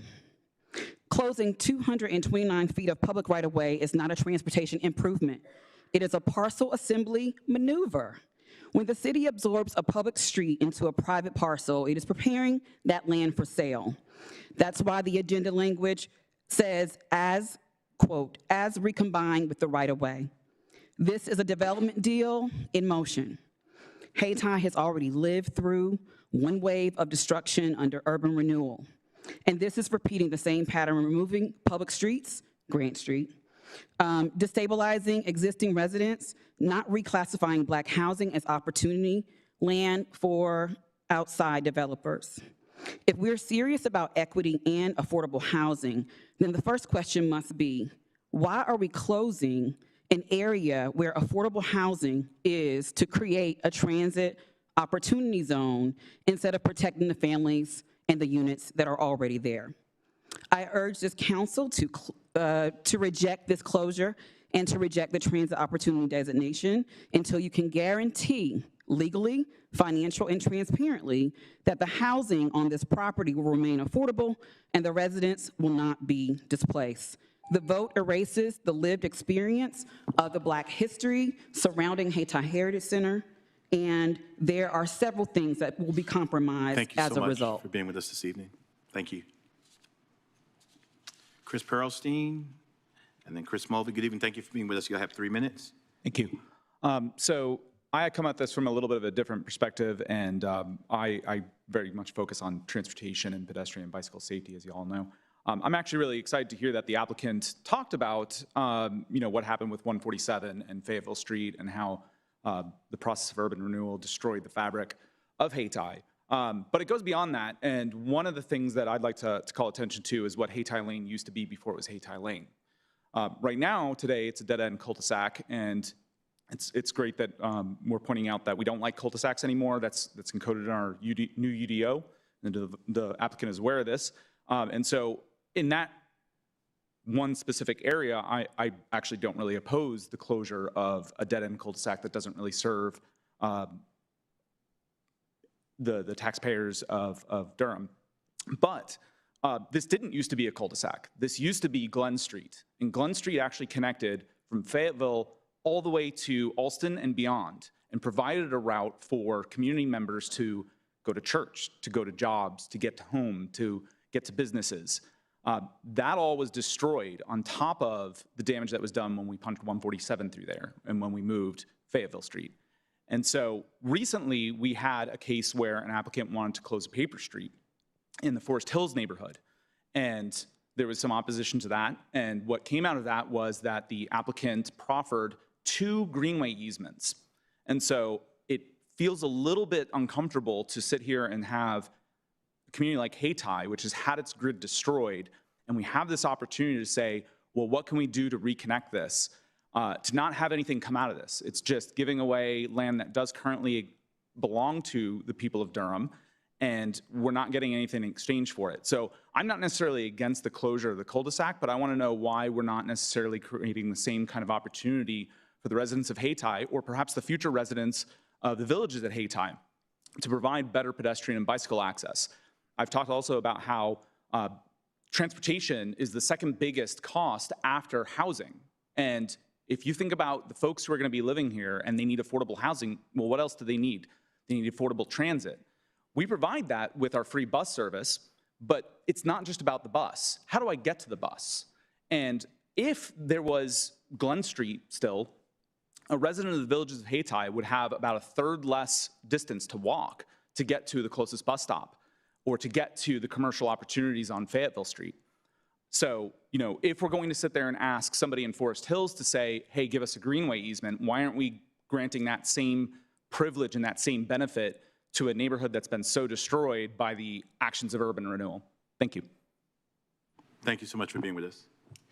Chris Mulvey, good evening. Thank you for being with us. You have 3 minutes.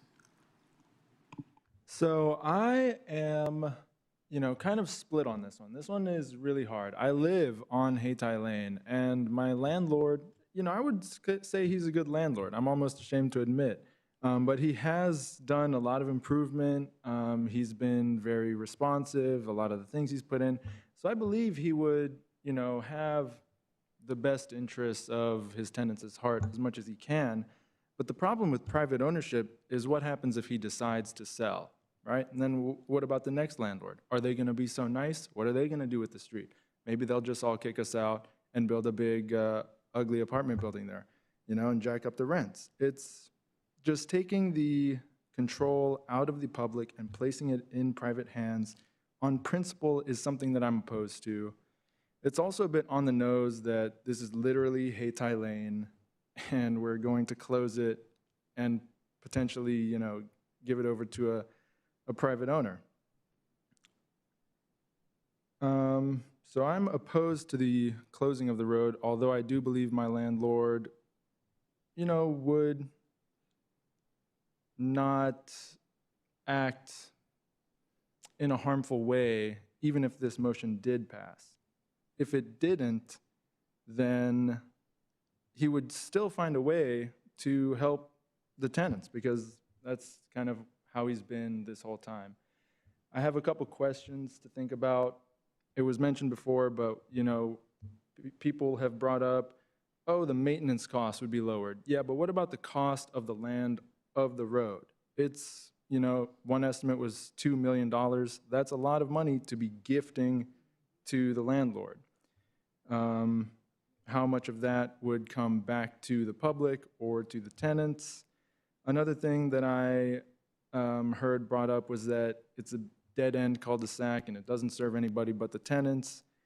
Yeah, but there's this giant new development taking place right behind Hayti Lane, and it's a really prime opportunity for, the guy said, Chris said it before me, a pedestrian right-of-way, if not, one for cars, because it would just be so easy to walk from the villages at Hayti, which I think it's going to be, to, the Phoenix Center. There's a bus stop right on the corner. There's a church over there.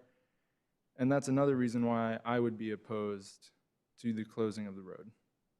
Thank you. Thank you so much for being with us. That's all the registered speakers I have. Mr. Emerson, did you want to respond to anything you heard?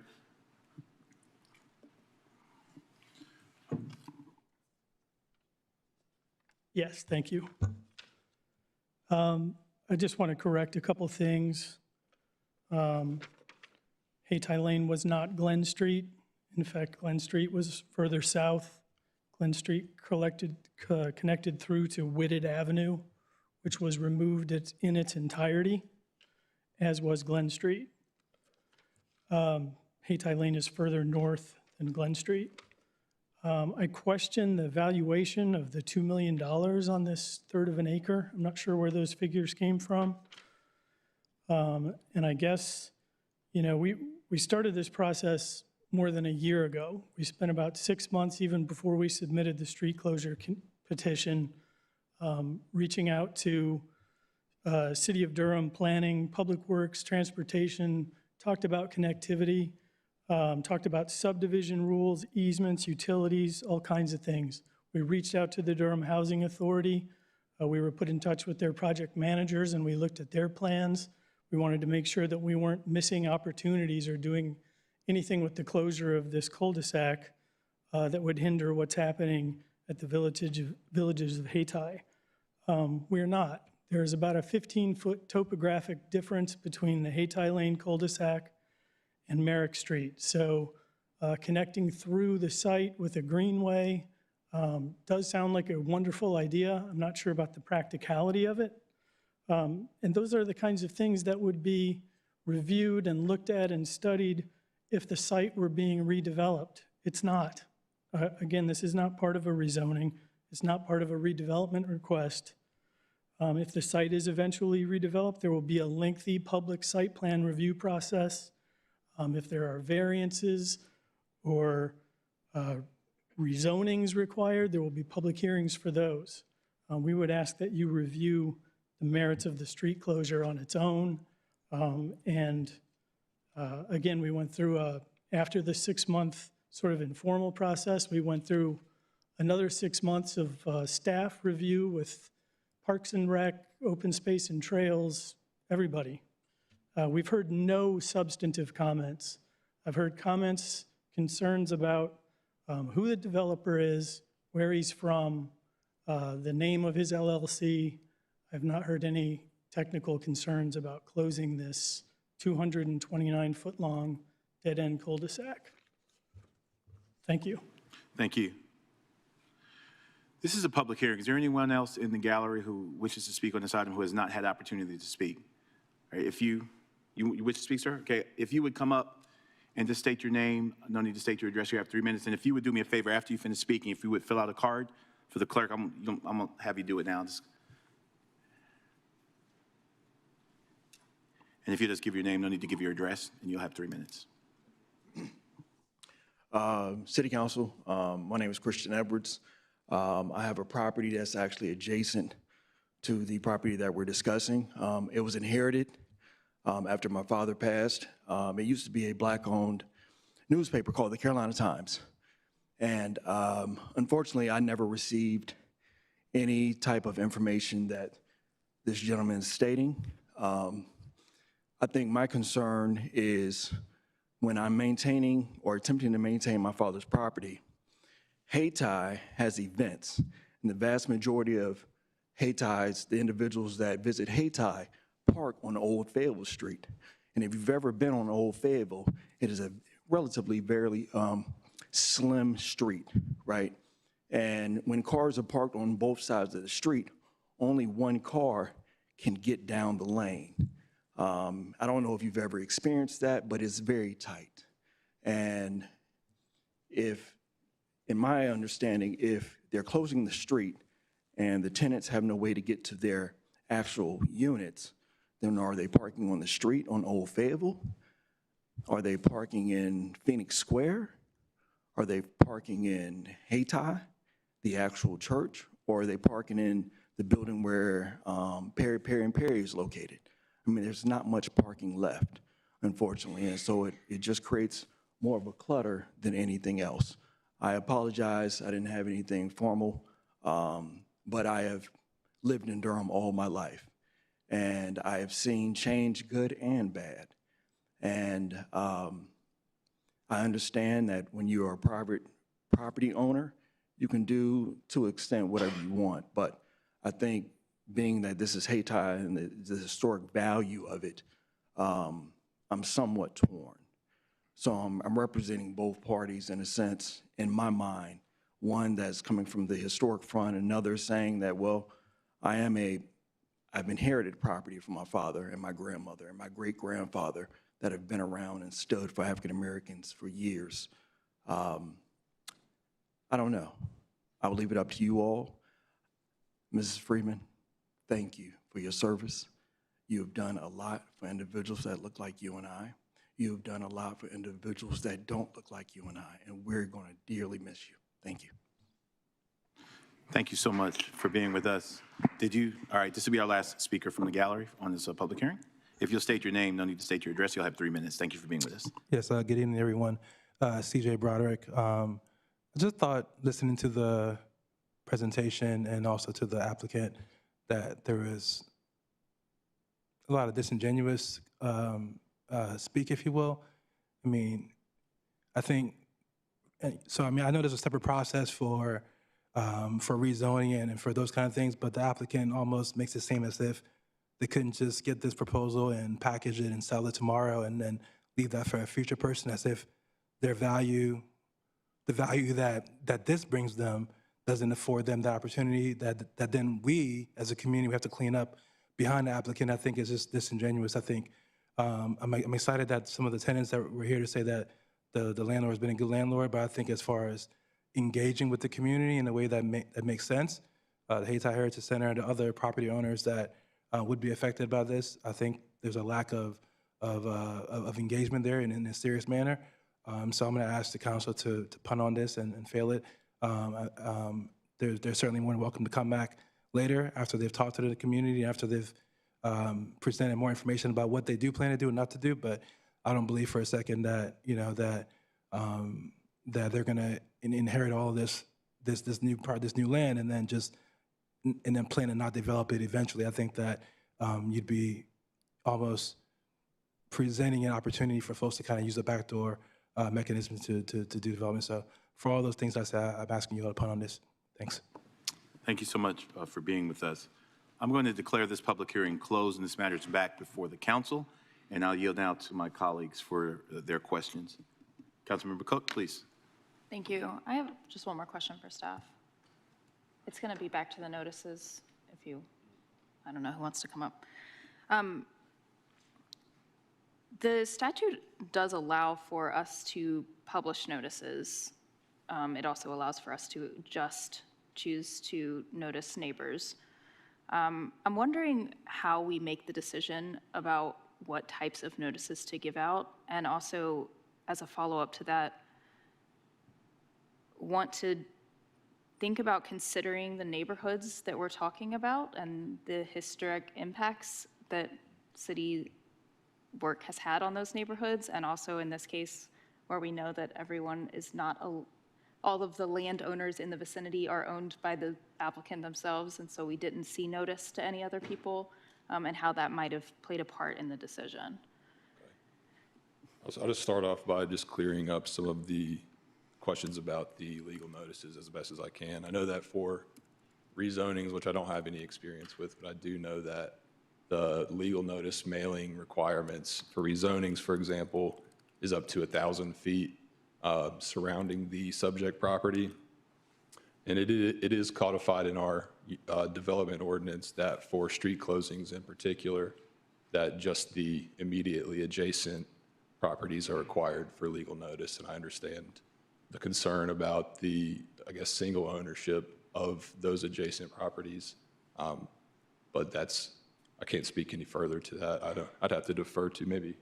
Yeah, maybe we could, what I want to know is why, I mean, the statute allows for us to do public notice, and it allows for publishing.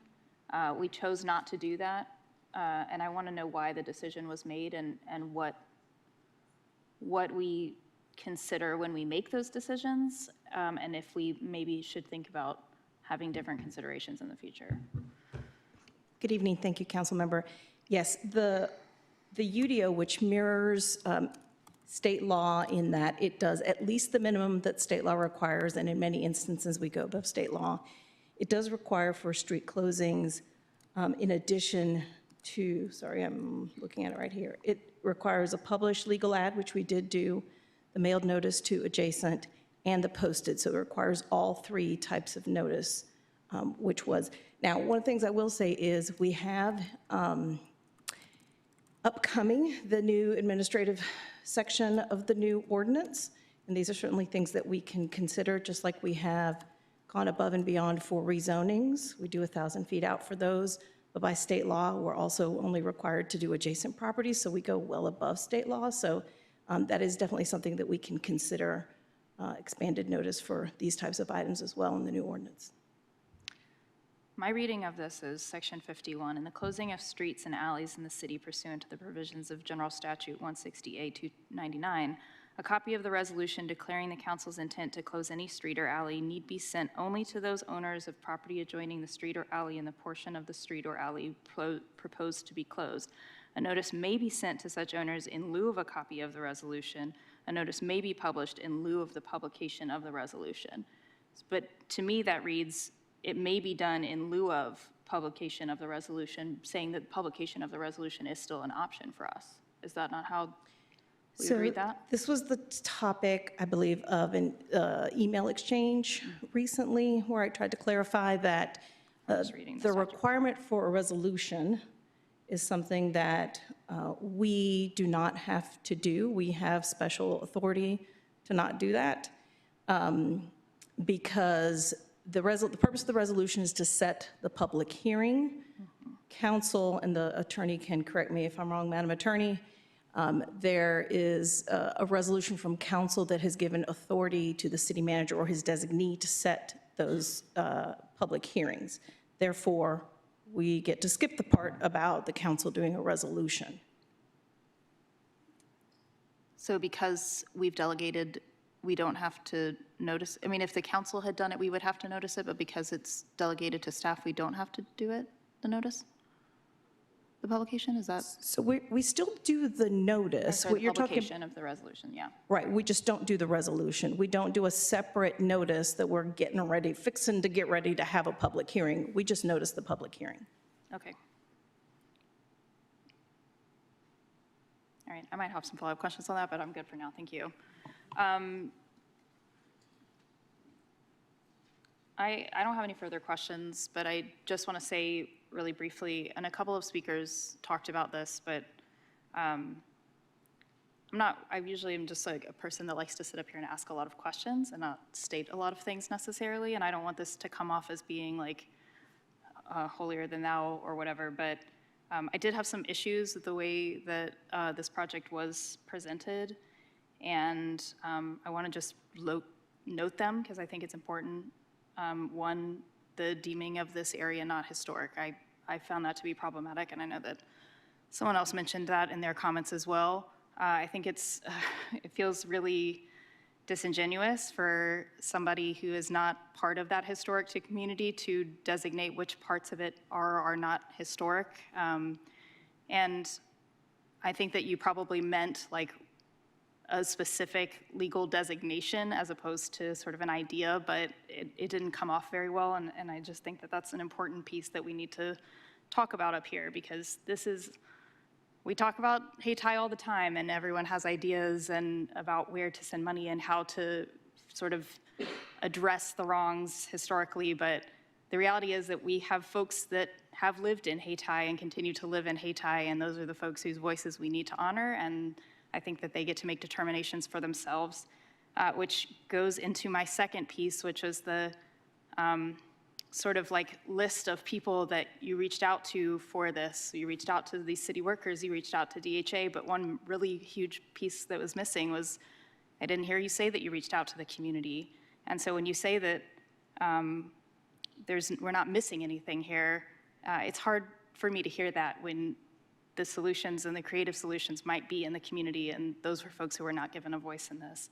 And then the third thing was the no substantive comments, I thought was really problematic. Folks are within their right to get up here and talk about however they relate to this land, and it doesn't have to be technical, and it doesn't have to be couched in statute. And I think that those comments are really valuable, and they are ones that we don't take into valuation a lot, and I think that that's problematic. We see how decisions that are made without that qualitative information end up harming folks, specifically disparately impacted and marginalized communities, and so that felt really problematic to me too. So those, just want to say on the record that that I really value the comments that were made tonight. I want to thank the community for coming to speak up.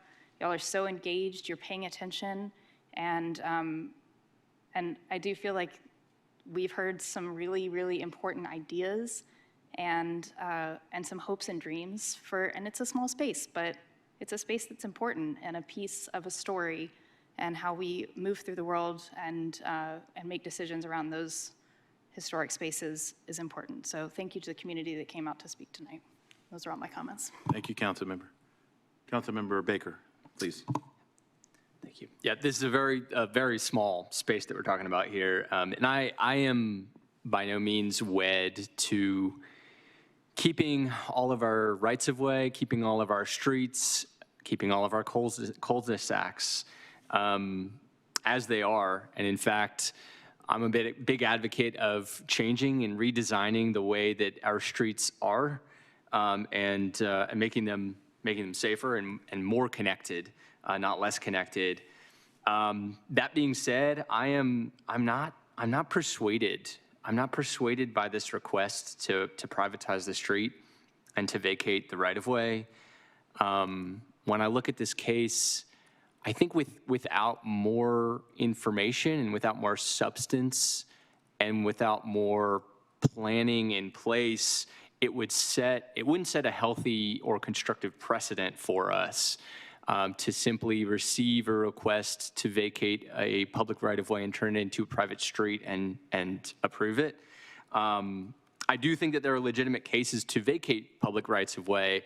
As Mr. Pearlstein raised earlier, we not too long ago had a case where there was a public right-of-way that had never become a street, so it was a paper street, connecting to a potential future greenway, not even funded, but a potential future greenway, and we sent it back and came out, I thought, with a win-win, where we ended up choosing to vacate the public right-of-way and getting not just keeping a connection, but adding an additional connection through easements. So that's one where I felt like the public was getting something in return, getting a public benefit, and we were coming out with a win-win.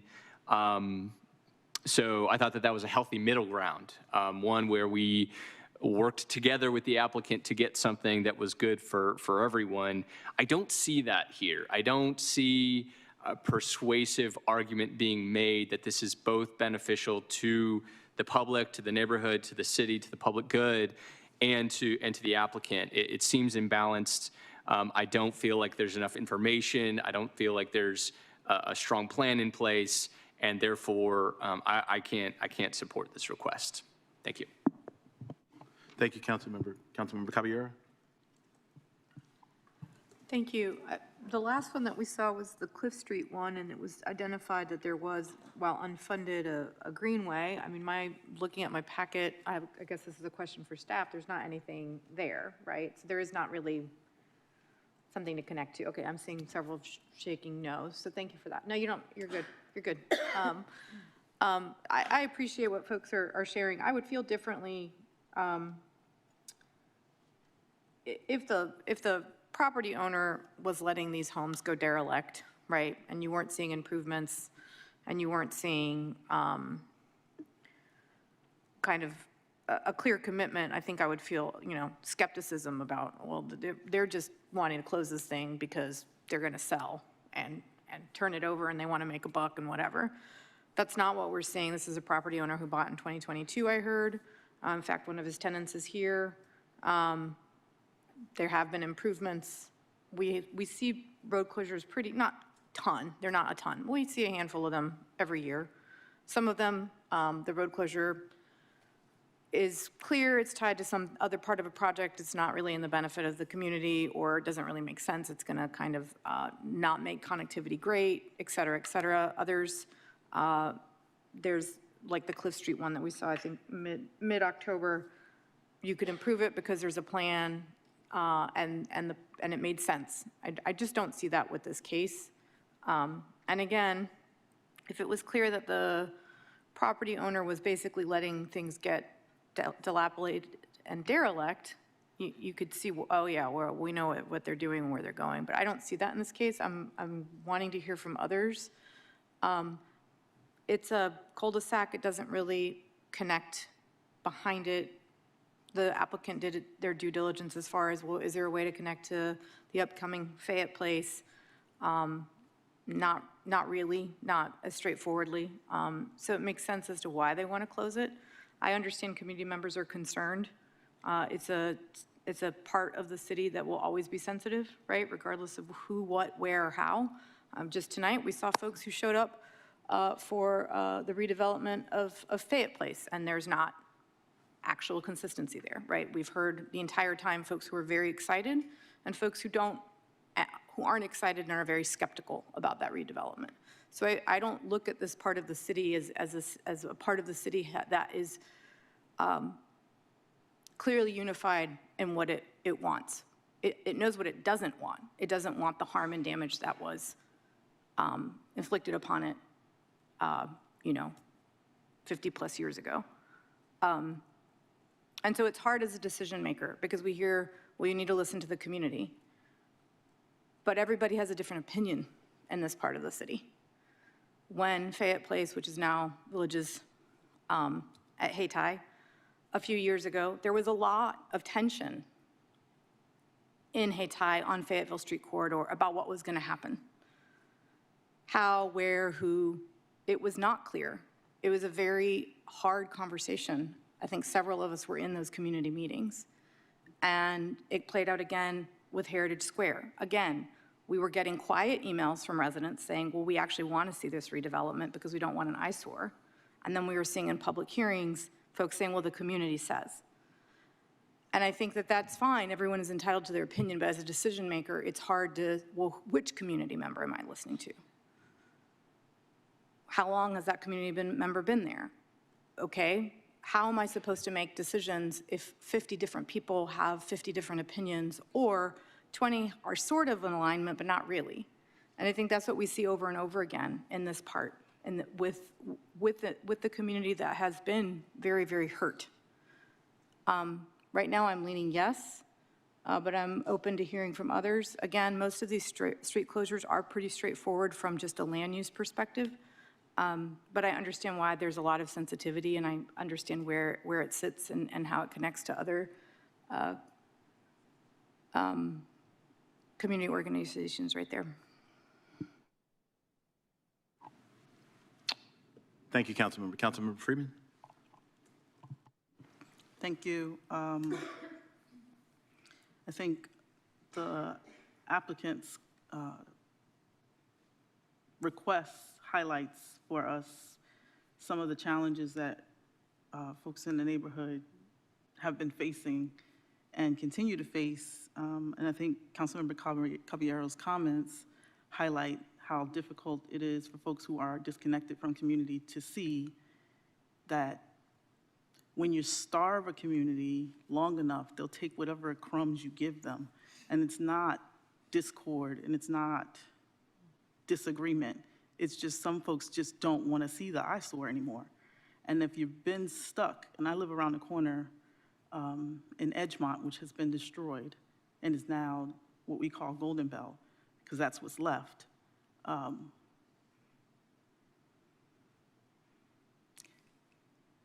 There's a sensitivity around Hayti, and I mean, I just can't leave this conversation without saying, like, the cultural appropriation of taking the name Hayti and making it Hayti Properties LLC is just offensive, first of all, and then just parading in a token to speak on behalf of your organization, not the owner themselves, but a property manager, is also belittling, and it's just those little things that tell you who a property owner is, who an organization is, and as well-intentioned as they might be, you have to pay attention to those little things. And I know very clearly because my elders tell me when it's on, it's on. And so when you've lived in the 30s, the 40s, the 50s, the 60s, the 70s, the 80s, the 90s, and 2000, 2010, and 2020 in this nation, you understand when you're under attack. And so it's very clear to me, like, it's not about Hayti Lane. It's about what Hayti means to Durham. And so if it means anything to Durham, we've got to make sure that we're clear, that we're not auctioning off pieces without community benefit for the public good. And so I think Councilmember Baker said it very clearly. I'm definitely not persuaded to close the street, but I am concerned about what the next council will think and the next council will do to make sure that Hayti is protected. I feel like it will not be protected. And so I want to raise that issue for all of you here who are speaking up on behalf of Hayti, because it's not just Hayti Lane. And I want to be really clear, like, the historic nature of what 147 and the relationship of the city, the federal government, Durham, like the DOT, state, federal, and locally, if we rely on staff, if we rely on boards, committees, and commissions to determine what our community looks like, it's going to continue to be whatever developers decide, and that's not beneficial to my community.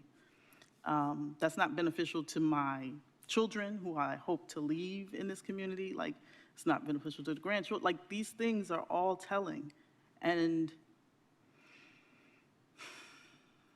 it's hard to be hopeful in the face of all that's happening. But I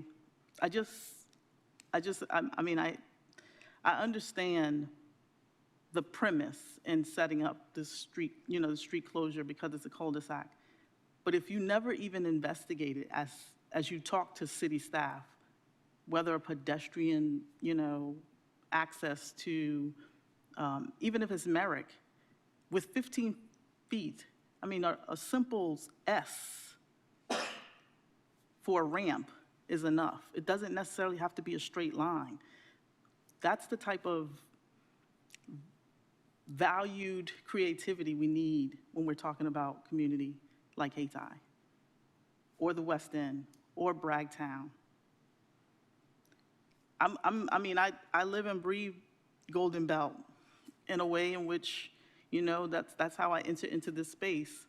And I know what's been lost. I know what's been sacrificed. And so I just want to make sure that we're not limiting this conversation to the lane or the cul-de-sac. It's all of it. And it's, I mean, it just can't be given. So, thank you, that's all. Thank you, Councilmember. Councilmember Rist. Thank you, Mayor Pro Tem. Yeah, as my colleagues have said, these street closures are pretty straightforward. This one is not. This is a complicated one. I understand the concerns from the folks from Hayti for all the things we've talked about. It's a very delicate subject, the land, what's happened there, so I understand the concerns. I understand that for a transit opportunity area, a cul-de-sac is not a great, what we envision is not a great use for that property, right, for that land use. I guess to me, what this really ultimately revolves around, and I think we've been kind of dancing around this, is some of the questions that I'm looking at my packet. When we get these street closures, the UDO requires that the applicant provide responses to a number of factors. One of them is, what is the public interest in closing the right-of-way? So I wonder, Mr. Emerson, if you'd come back to the podium, I wonder if you could just sort of, for me at least, kind of restate the answer to that question. Like, what is because I think that's what we're talking about here. Like, this is public land. It's not it's a third of an acre, but it is public land that we'd be giving to the applicant. So what is the public interest, if you could state that, in closing this right-of-way? Well, I think the public interest, I think in the short term, would be relieving the city of Durham of the cost of maintaining a street that serves only this private development. That's the public interest. The cost of the sewer and water infrastructure, the roads, the pavement, curb and gutter, that maintenance responsibility would be shifted back to the property owner. And again, it's not the same property owner who built this place in 1987. That person cashed out and moved along. But it would return that property to that original parcel that it was carved out of. And I think long-term, the public interest serves in the things that you said and the things that Councilmember Baker mentioned and Councilmember Caballero. I think long-term, in order for Fayetteville, this part of Old Fayetteville Street, what was Fayetteville Street, to be something like it once was, that cul-de-sac has to go. The cul-de-sac has to go away in order for the site to be redeveloped in an appropriate way in the long term. And again, we're just not there yet. We don't, I've been doing this in Durham, as I said, for 28 years. I studied this site. I was hired to study the site. What do you see here? Can I add some units? How can I make it better? And I said, this is weird. You have a suburban cul-de-sac in a compact neighborhood tier that in the comprehensive plan is called downtown. So I see a disconnect between what was built in 1987 and what all of the city's planning documents want to see happen here and what I think the community wants to see happen here. Again, in the long term, we don't have a project today. We do have a property owner. It's been demonstrated that he has invested in this site and that he does care about the community and want to improve it. That's why I was hired, and that's why I made the recommendation to pursue the street closure. I do believe it to be in the public interest, both short and long term. I guess, I hope I answered your question. And I really appreciate that, yeah. Thank you for that. And I wonder if staff could come forward as well on this question of like the city's cost to maintain the roads. And I know that's not really a planning, that's not your responsibility, that's what's it, Environmental Street Services now. But is there any way to estimate like what's our, on an annual basis, what's the city's cost of maintaining this portion of right-of-way, right? Unfortunately, I would not be able to answer that question. I don't have any kind of knowledge on that topic. Maybe my colleagues might, but no. Unfortunately, I don't think planning is capable of providing a good answer to that. Could you pull your mic a little closer to you? Yeah. Thanks. Sorry. Mr. Manager, I wonder if anyone from Environmental Street Services is on. Sometimes they join in the calls. Given the technical nature of that response, I'd be reluctant to try and swag an answer this evening. I'd be happy for staff to provide an estimate follow-up. It's going to be negligible. The necessity of maintaining a street in terms of repaving, resurfacing, occasional repair. It's not going to be a significant number. So. Great, thank you. I appreciate that. Yeah, so it seems to me that it does kind of revolve around this question about what's the proper use here and what's the current use, but versus what we envision long term. So yeah, I'm still wrestling with this one. Thank you, Mr. Mayor. Thank you, colleagues. Mr. Emerson, if I might ask you a question. And as you approach, if this case were in any other neighborhood, this meeting would have been over a long time ago. This is pretty straightforward. I mean, the criteria for closing a street, at least as long as I've been here, has never crossed the threshold of persuasion. they're almost self-presenting. Does it do anything? Does it go anywhere? Are we already spending money? As of tonight, city coffers are subsidizing a handful of residents right now. Right now, the city is paying for this development. And I'm grateful for we had one resident from the neighborhood. And this is also interesting that one person who self-identified is actually living in those units is here tonight. And I think that's something, because oftentimes we've had this chamber full of folk who actually live in the area that's being affected to kind of advocate. So I want to give deference and acknowledge the one person who's here tonight who actually lives there. But street closures aren't a matter of persuasion. It's really a check mark. You know, it's almost self-presenting. So I just want to be very transparent about this is about where this is and determining what happens there, notwithstanding who owns land there or not, determining what it's going to look like, finding our voice, honoring the history and the legacy there. And that's okay. That's fine that we have that conversation, and we should be transparent about it. But I don't want to pretend that this is some type of exotic case in terms of the particularities of it. We've done a bunch of these over the years, and they're pretty straightforward. It is not straightforward because it's in Hayti, and that's cool. That's fine. So I just want to put that out there. But I do want to ask, because part of this is what's going to happen there. That's really what this is about. And if it's recombined, the staff report indicates that there's no determination as to what's going to be there. But do you have any inkling of what the owners down the road plan on doing if it's recombined? No, sir. I'm pretty low on that tier of being on the need-to-know basis. I can tell you we've studied the site. We've drawn some things that, you know, could happen if you had a, you know, Sim City sort of rectangle to play with and build something that, you know, addressed Old Fayetteville Street in an appropriate manner.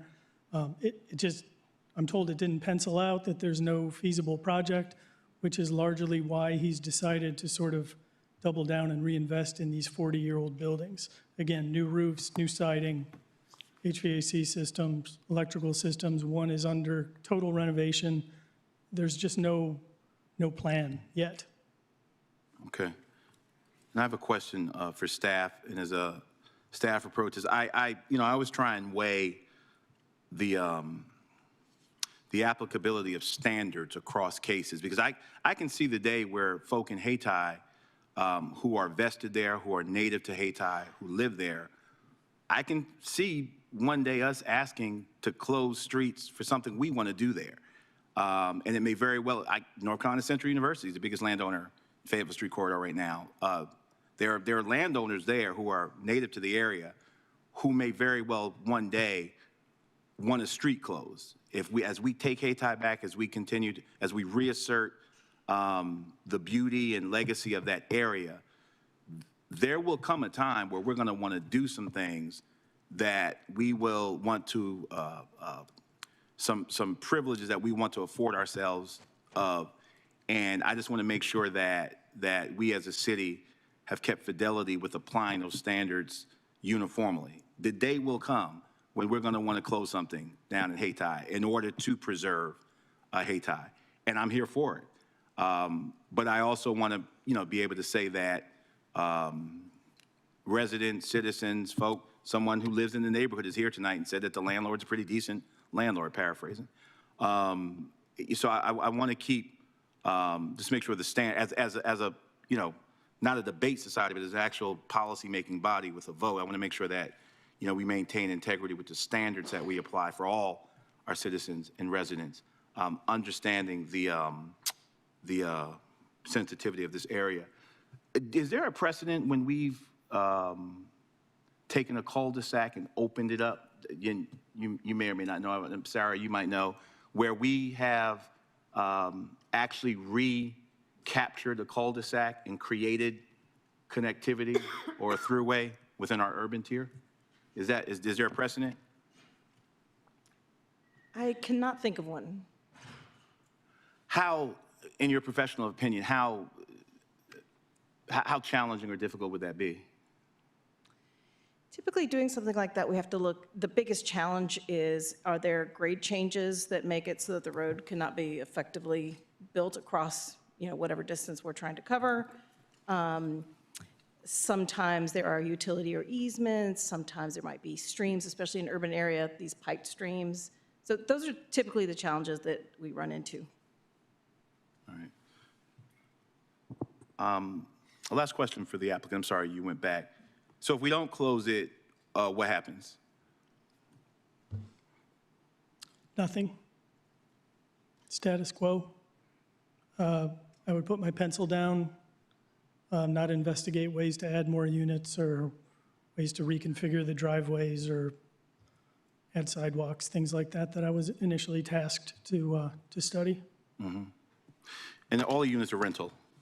Pardon me? They're all rental? Yes, sir. Any plans to that you know of to one day go to actual ownership or to sell them?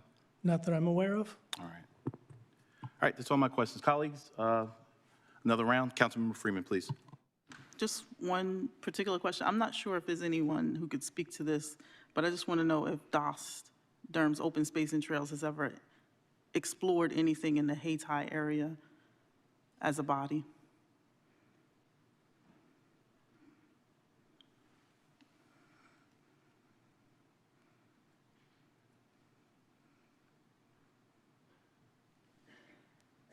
The only thing I can say in regards to your question would be that Parks and Rec Department was included on the review of this case and did not have any comments of substance. That's all the information I have. That was all. Thank you. Welcome. Colleagues, Councilmember Freeman, Councilmember Caballero. Yeah, Councilmember Freeman, when you asked that, were you thinking just what was your? Just acknowledging the disparity in how land in our city is reviewed. And so just acknowledging, like, there are different parts of town that are reviewed and looked at for open space and trails, and there are others that aren't. Oh, And you I mean think the that's board kind and of the- commission itself? Yeah, I mean, just in general, even if if Parks and Rec has looked at this area, you know how hard I had to fight to get that east side of Durham, making sure that those parks connected so that there's actual trail from Avondale all the way through to R. Kelly Bryant Bridge. Like, that conversation wasn't something that we were having. That's been a big push. And so just acknowledging, like, over and over again, there's this kind of conversation where it's like everything is equal and standard, and that's the, how we operate when it's not. And that disparity has an impact. And I mean, the decisions we're making are based on the standard, but it's flawed. And so just making sure we're not forgetting in a community that's been overlooked or underserved or just, gentrified. Often the people see things differently, and that's why they say, they're not as apt to just go along with things, status quo or the way they are in the same way. I'm trying to just not say the thing with saying the thing.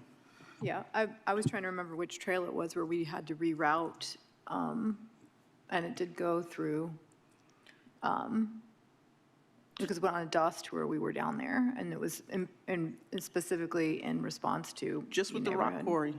Yep.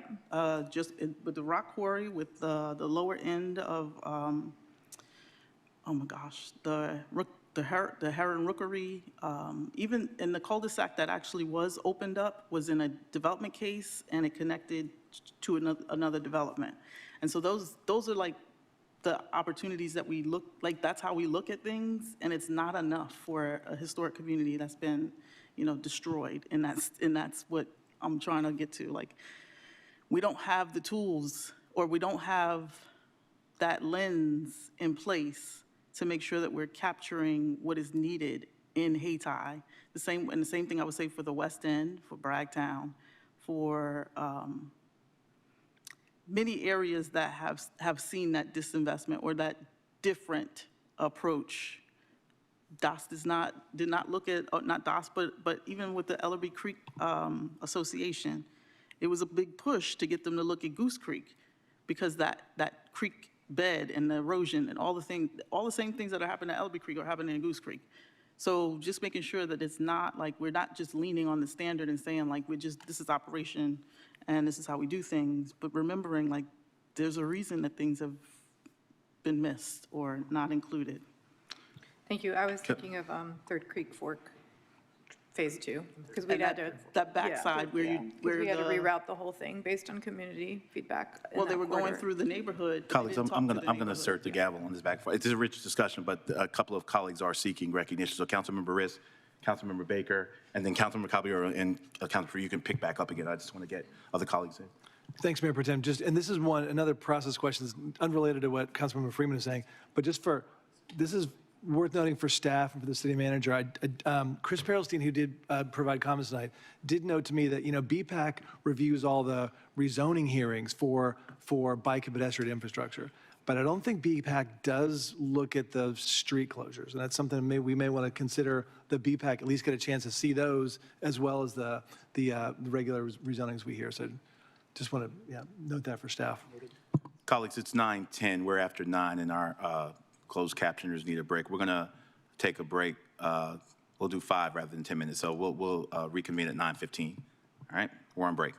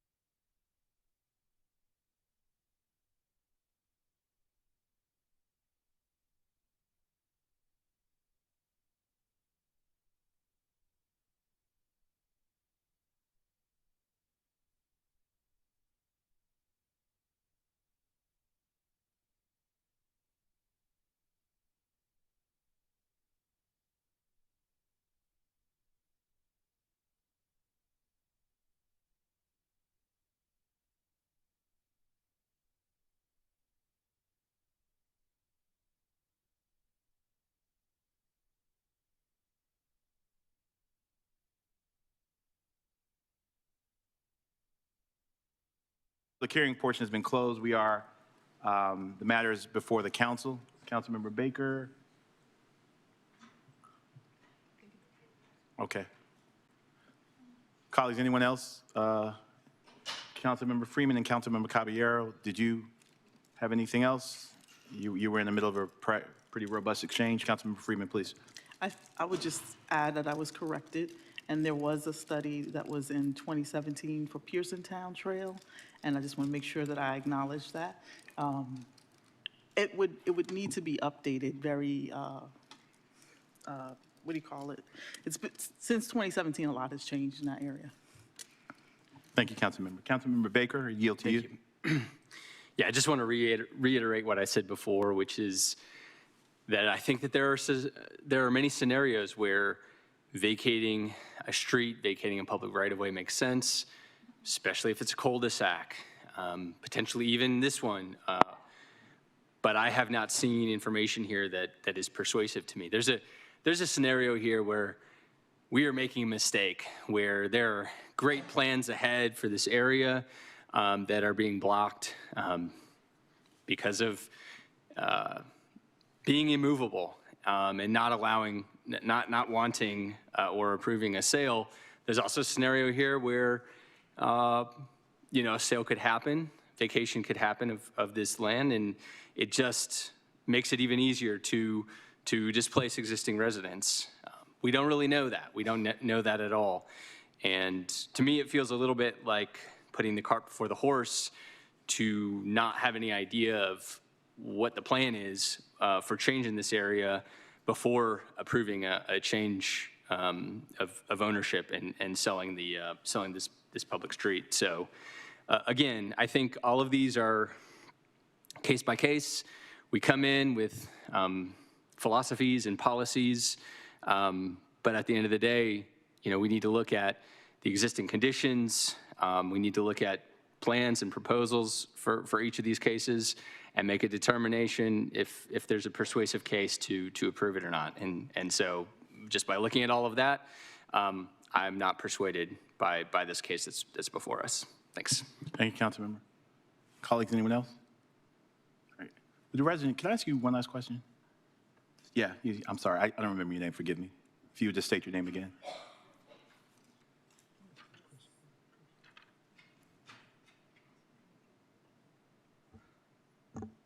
What's your name? I'm sorry. My name Tell is me. Chris Mulvey Jr. Chris Mulvey Jr. Thank you, Chris. You live on the street. Yes. How would you vote? Sorry? How would you vote on this case? How would I vote? Like I said, it's hard. It is. Thank you for saying that.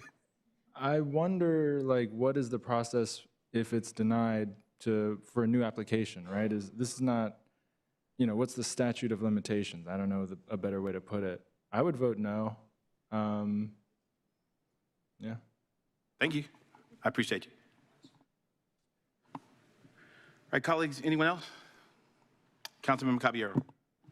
Thank you. I would just wonder, would the applicant be willing, because we did have a continuation on the last one for a different reason, because it was the right of way. There was a trail that was identified. We ended up getting a win-win that everybody was happy with. I know that staff hates when we do this, and it makes for a long night whenever it comes back around. But just, I understand, again, I would be skeptical if there weren't new roofs and a completely remodeled unit. I would feel like, oh no, I know what's happening here. That's not the case, but I also understand why community members are concerned, right? It's a legitimate concern. So out of curiosity, if colleagues, because it is up to us, if we continue the case to a subsequent date future, how you would feel about that? I'm not sure how to answer that because I'm pretty sure where this vote is heading, so maybe a continuation is the best possible scenario for me. However, if we were going to work through some sort of technical issues, or if the continuation was to show a plan that we have in our back pocket, we don't have that. So I'm not I think it would be for the gentleman who had inherited the property but hadn't received, and it could be because things were changing in your own, the property was changing hands and whatnot, have a conversation with him, have conversations with Hayti Heritage Center, which is while outside of the required notification, is a neighbor, right?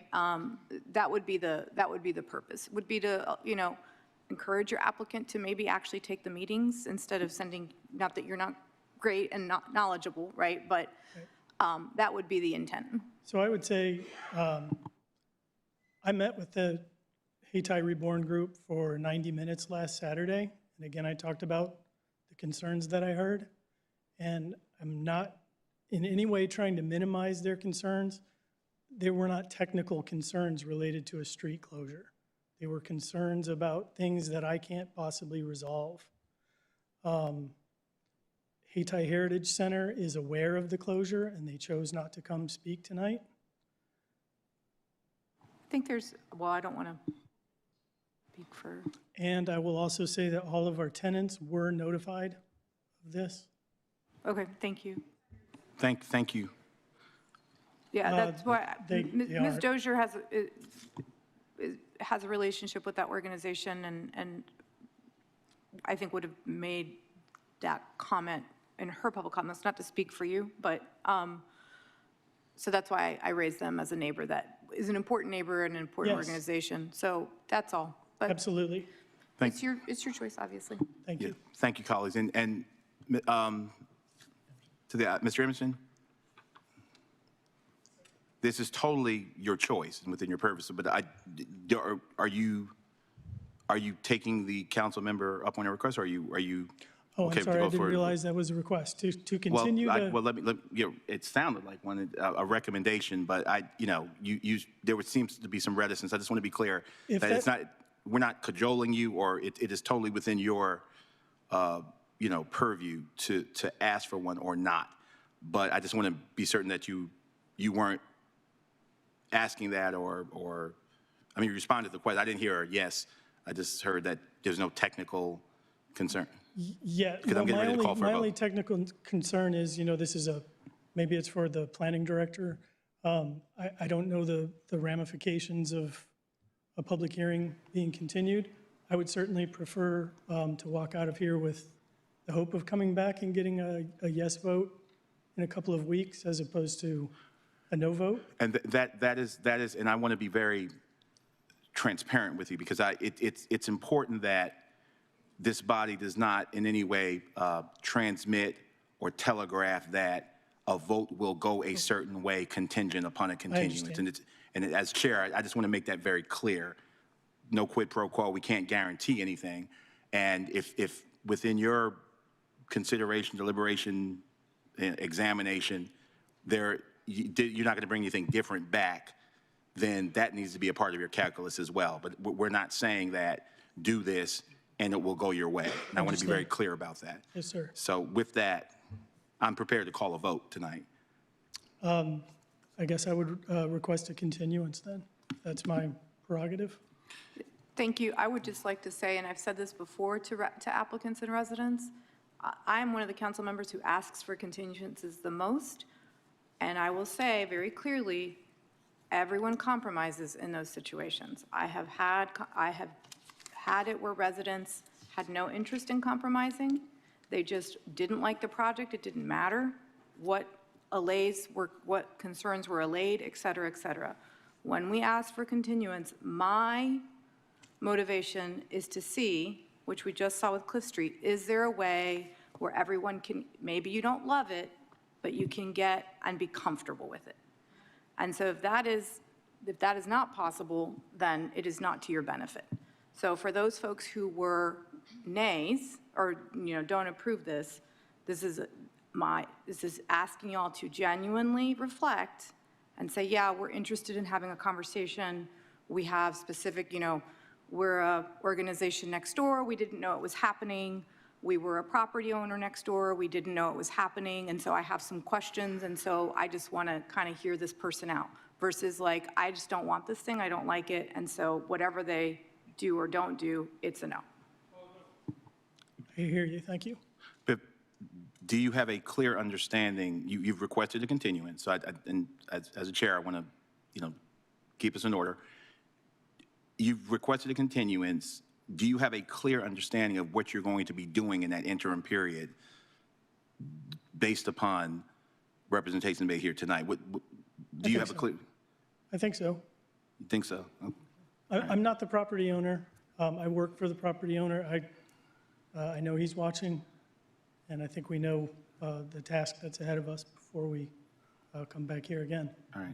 I don't want you to feel rushed or do you need to text your property owner? No, I don't believe so. Okay. Councilmember Freeman, you had something? I just want to highlight that there's no project. So they've stated a number of times that they don't have a plan to do anything, and they don't have anything. This is not like other cases where you've asked for continuance. There's nothing to have conversation about. So the people who are here know there's a street closing request.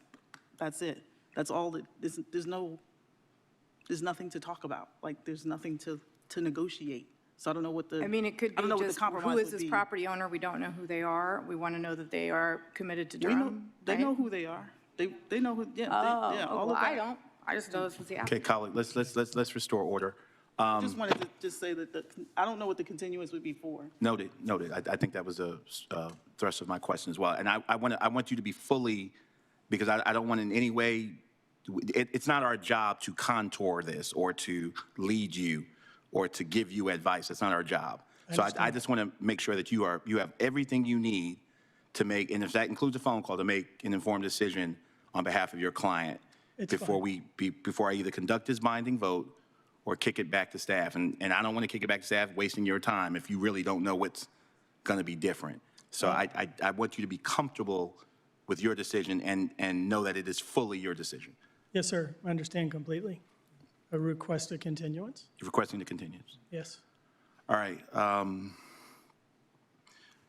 Planning staff, do you want to give us some guidance on what our docket looks like or what our schedule looks like? And Madam Clerk, Madam Attorney, just for clarification, this would be keeping the public hearing open, correct? To a date certain. Does that have to be voted on? What? I'll get to that. This is information right now. Go ahead. We took a look at the upcoming docket agenda schedule. We want to recommend February 2nd. February 2nd? For this continuation. All right, then I'm going to reopen this public hearing and keep it open to February 2nd, 2026. Does that date work for you? If you could come to the microphone, sir. Come to the microphone. Yes, sir. I'm sorry. I'm getting.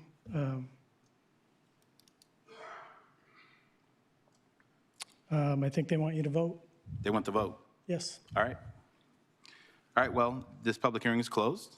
Thank you. All right. Recording stopped.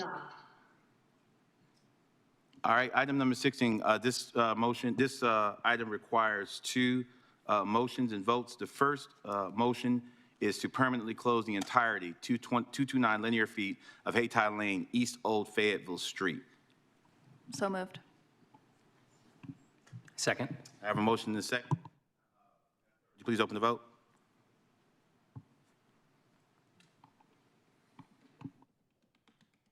The motion failed unanimously. Need to amend the place statement. All right, well then, item number 16 is discharged.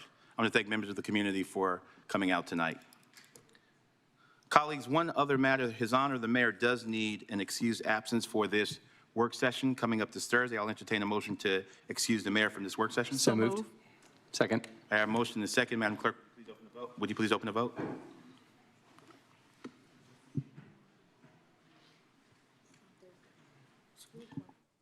Please close the vote and report out. Motion passes 6-0. All right, the mayor is excused. Councilmember Freeman and I will not be there. Councilmember Caballero, as ranking member, I believe you'll hold the gavel on Thursday at this work session. And there'll be quorum as long as 4 of you are there. All right, colleagues, thank you so much. That ends our published agenda for this evening. It is November 17th at 9:30. We are adjourned. May God bless Durham.